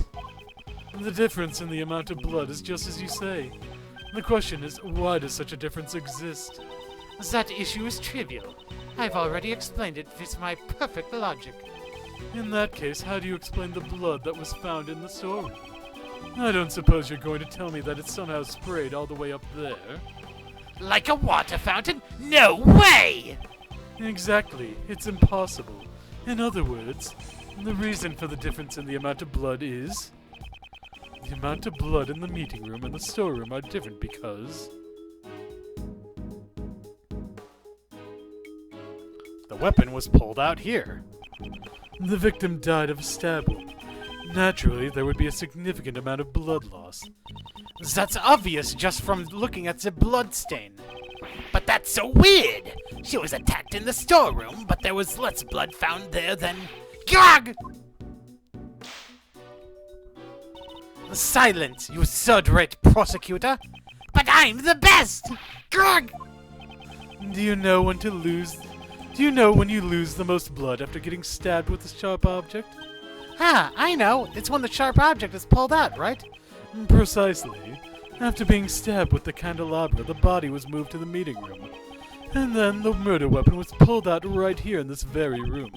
And that would account for the difference in the amount of blood that was left behind. But why would the culprit go through all that trouble? Most likely to give the impression that the murder occurred in the meeting room. It seems Ms. Crane's keycard was used last night, but based on the time of use, it must have been a ploy by the culprit to mislead us. In all likelihood, it was the culprit who used the keycard to enter the meeting room. Why would the culprit have needed to do that?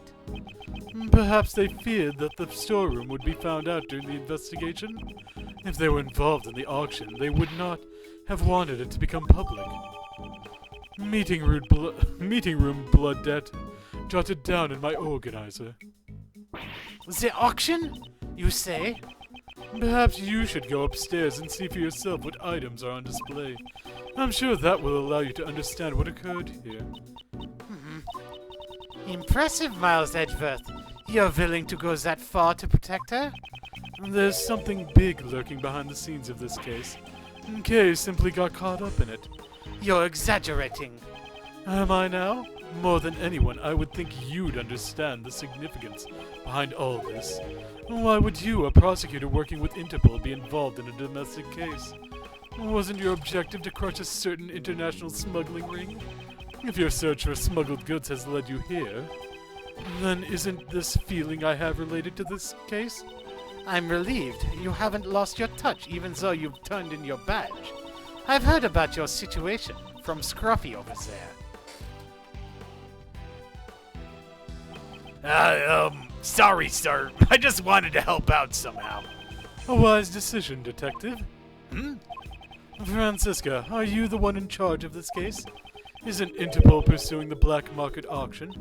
And what if I am? That's not something you need to know. So, you knew about all this from the very beginning? You knew the black market auction was being held right here? Hold it! Hey, mind if I butt in? About that gal who turned up dead? Hold it, you! Hey, I ain't done talking yet. Aye! You ain't changed a lick. This case doesn't need even a fragment of your faulty testimony. What are you saying? I'm a bona fide journalist. Ow! Back then, you gave false testimony. Ms. Von Karma seems to really dislike Lotta. I can't say she's fond of her. Ain't that Crane girl one of them PIC members? She's the spitting image of the conductor. I reckon she's... Ouch! She hit me again! What is the meaning of this? Answer me, Miles Edgeworth. From Miss Hart's testimony, we obtained a description of what the conductor was wearing, and it matches what the victim, Jill Crane, was wearing. You mean to say the one who was murdered was the conductor?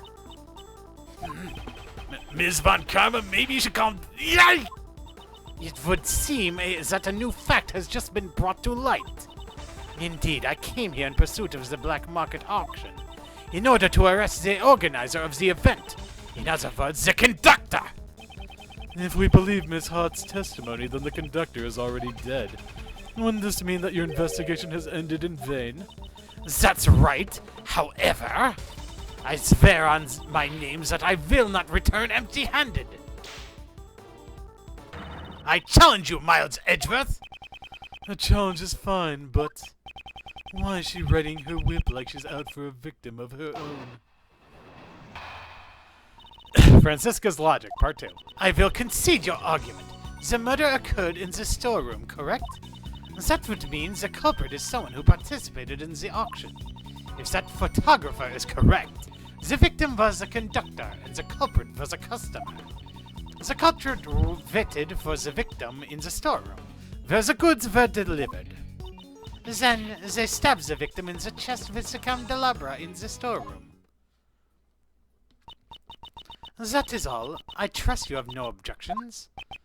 Unfortunately, that is not the case because there is a hole in your testimony.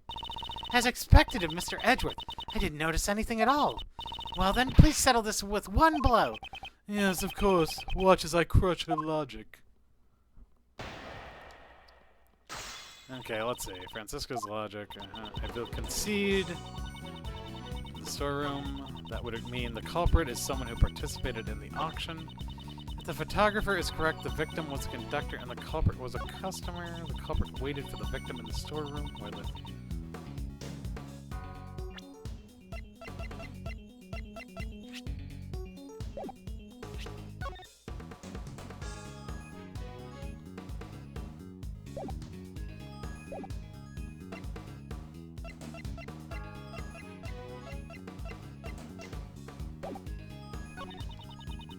Then they stabbed the victim in the chest with a candelabra in the storeroom. At first glance, her logic seems to hold up, but something just doesn't feel quite right. I'll need to draw out more information.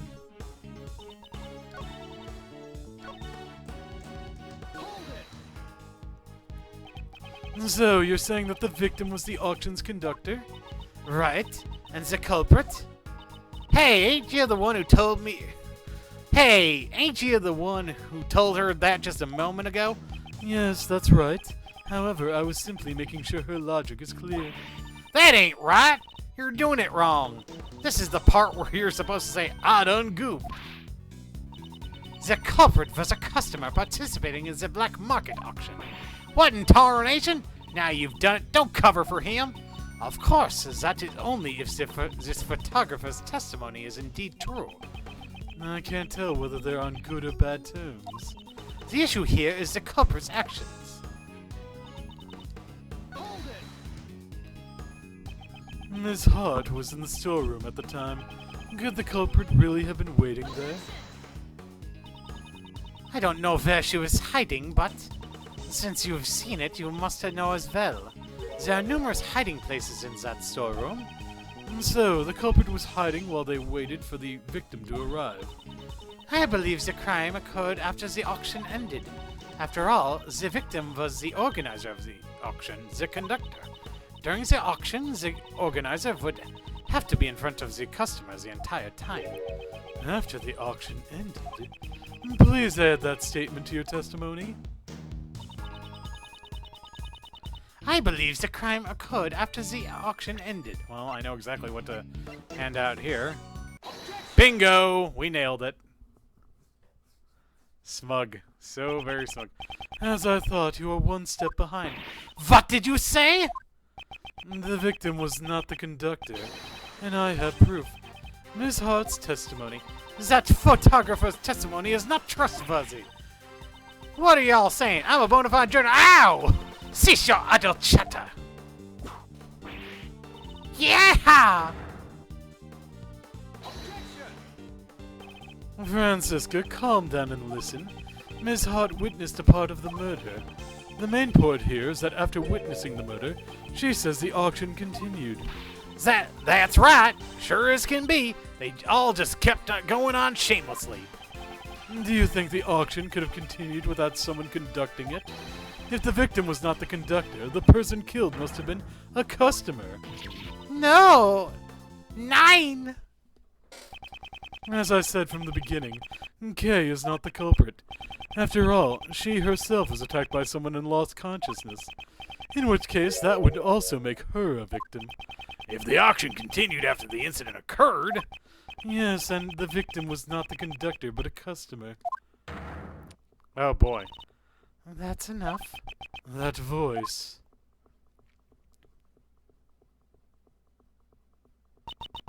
Order in the court.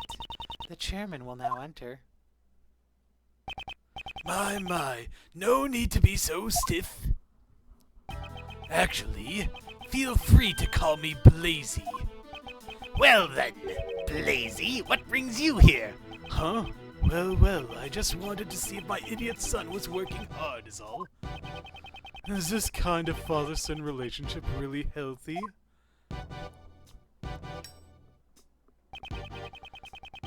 I'd come to light a fire under you, but it seems I found an unexpected bonus.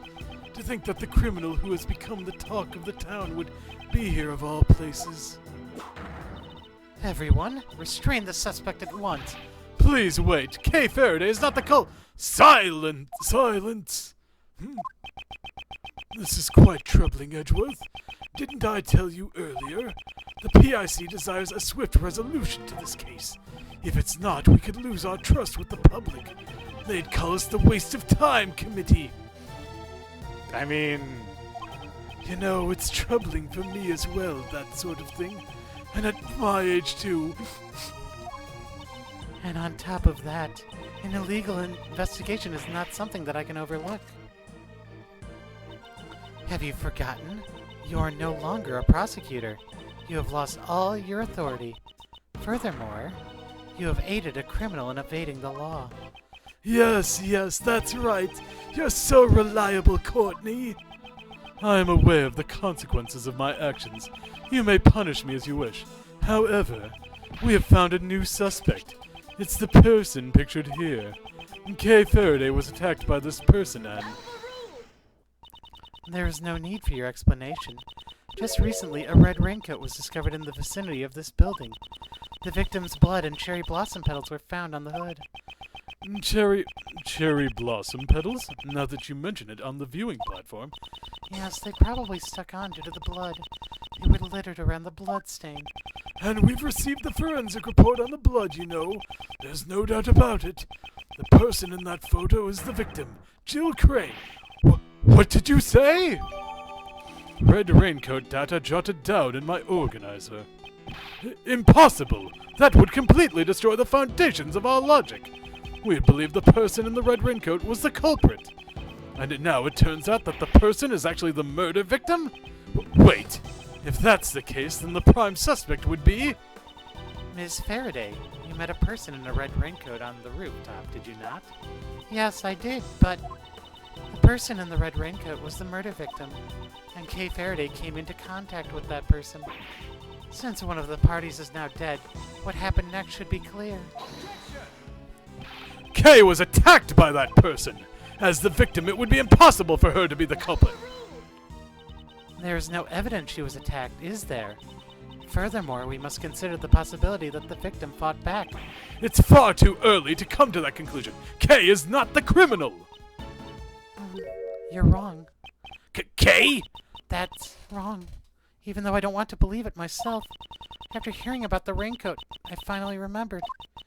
I only remember a little, but from what I saw that night, the culprit is me. I remember looking down at the person in the red raincoat. Mr. Edgeworth, it was me! The culprit was me all along! That can't be right. Then why? Why do I have that memory? That person collapsed before my eyes, engulfed in a pool of blood. Why didn't I do anything? It must have been because I killed her. oh god. It is clear to me the validity of Kay Faraday's memory. Didn't you doubt it until just now, pal? Congratulations, Ms. Faraday. Your courage will surely allow you to be forgiven. Now, let us rejoice in the blessings of the Goddess of Law. Allow me to give my opinion as an international prosecutor. Her actions as a criminal are... Hurry! Arrest Kay Faraday at once! How dare you behave that way in front before me? You're being too forceful. Further verification is necessary. I'd even go so far to say this is unlawful. Unfortunately, the law does not side with you. It sides with me, you see.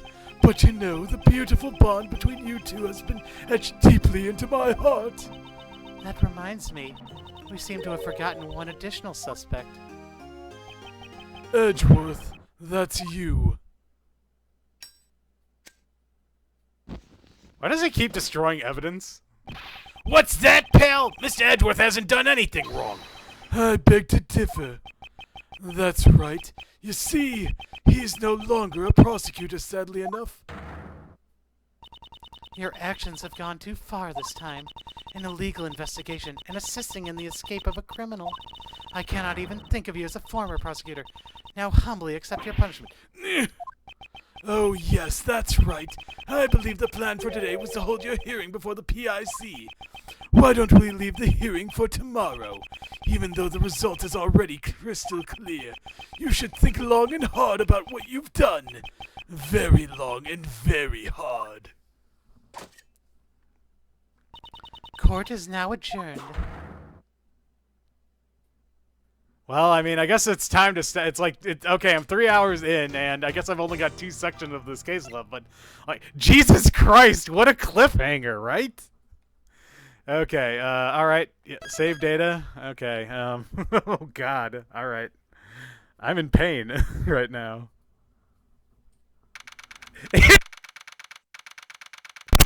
Oh, no. Oh god, when did I lose audio there? Oh man, I hope that wasn't that long ago. Shit, I'm gonna have to look over the recording then. Okay, he's in the detention center. Great. Okay, so this is where we're gonna call it for the night. I've been Professor Icepick. This has been Back the Log Off. Signing off. See you next time.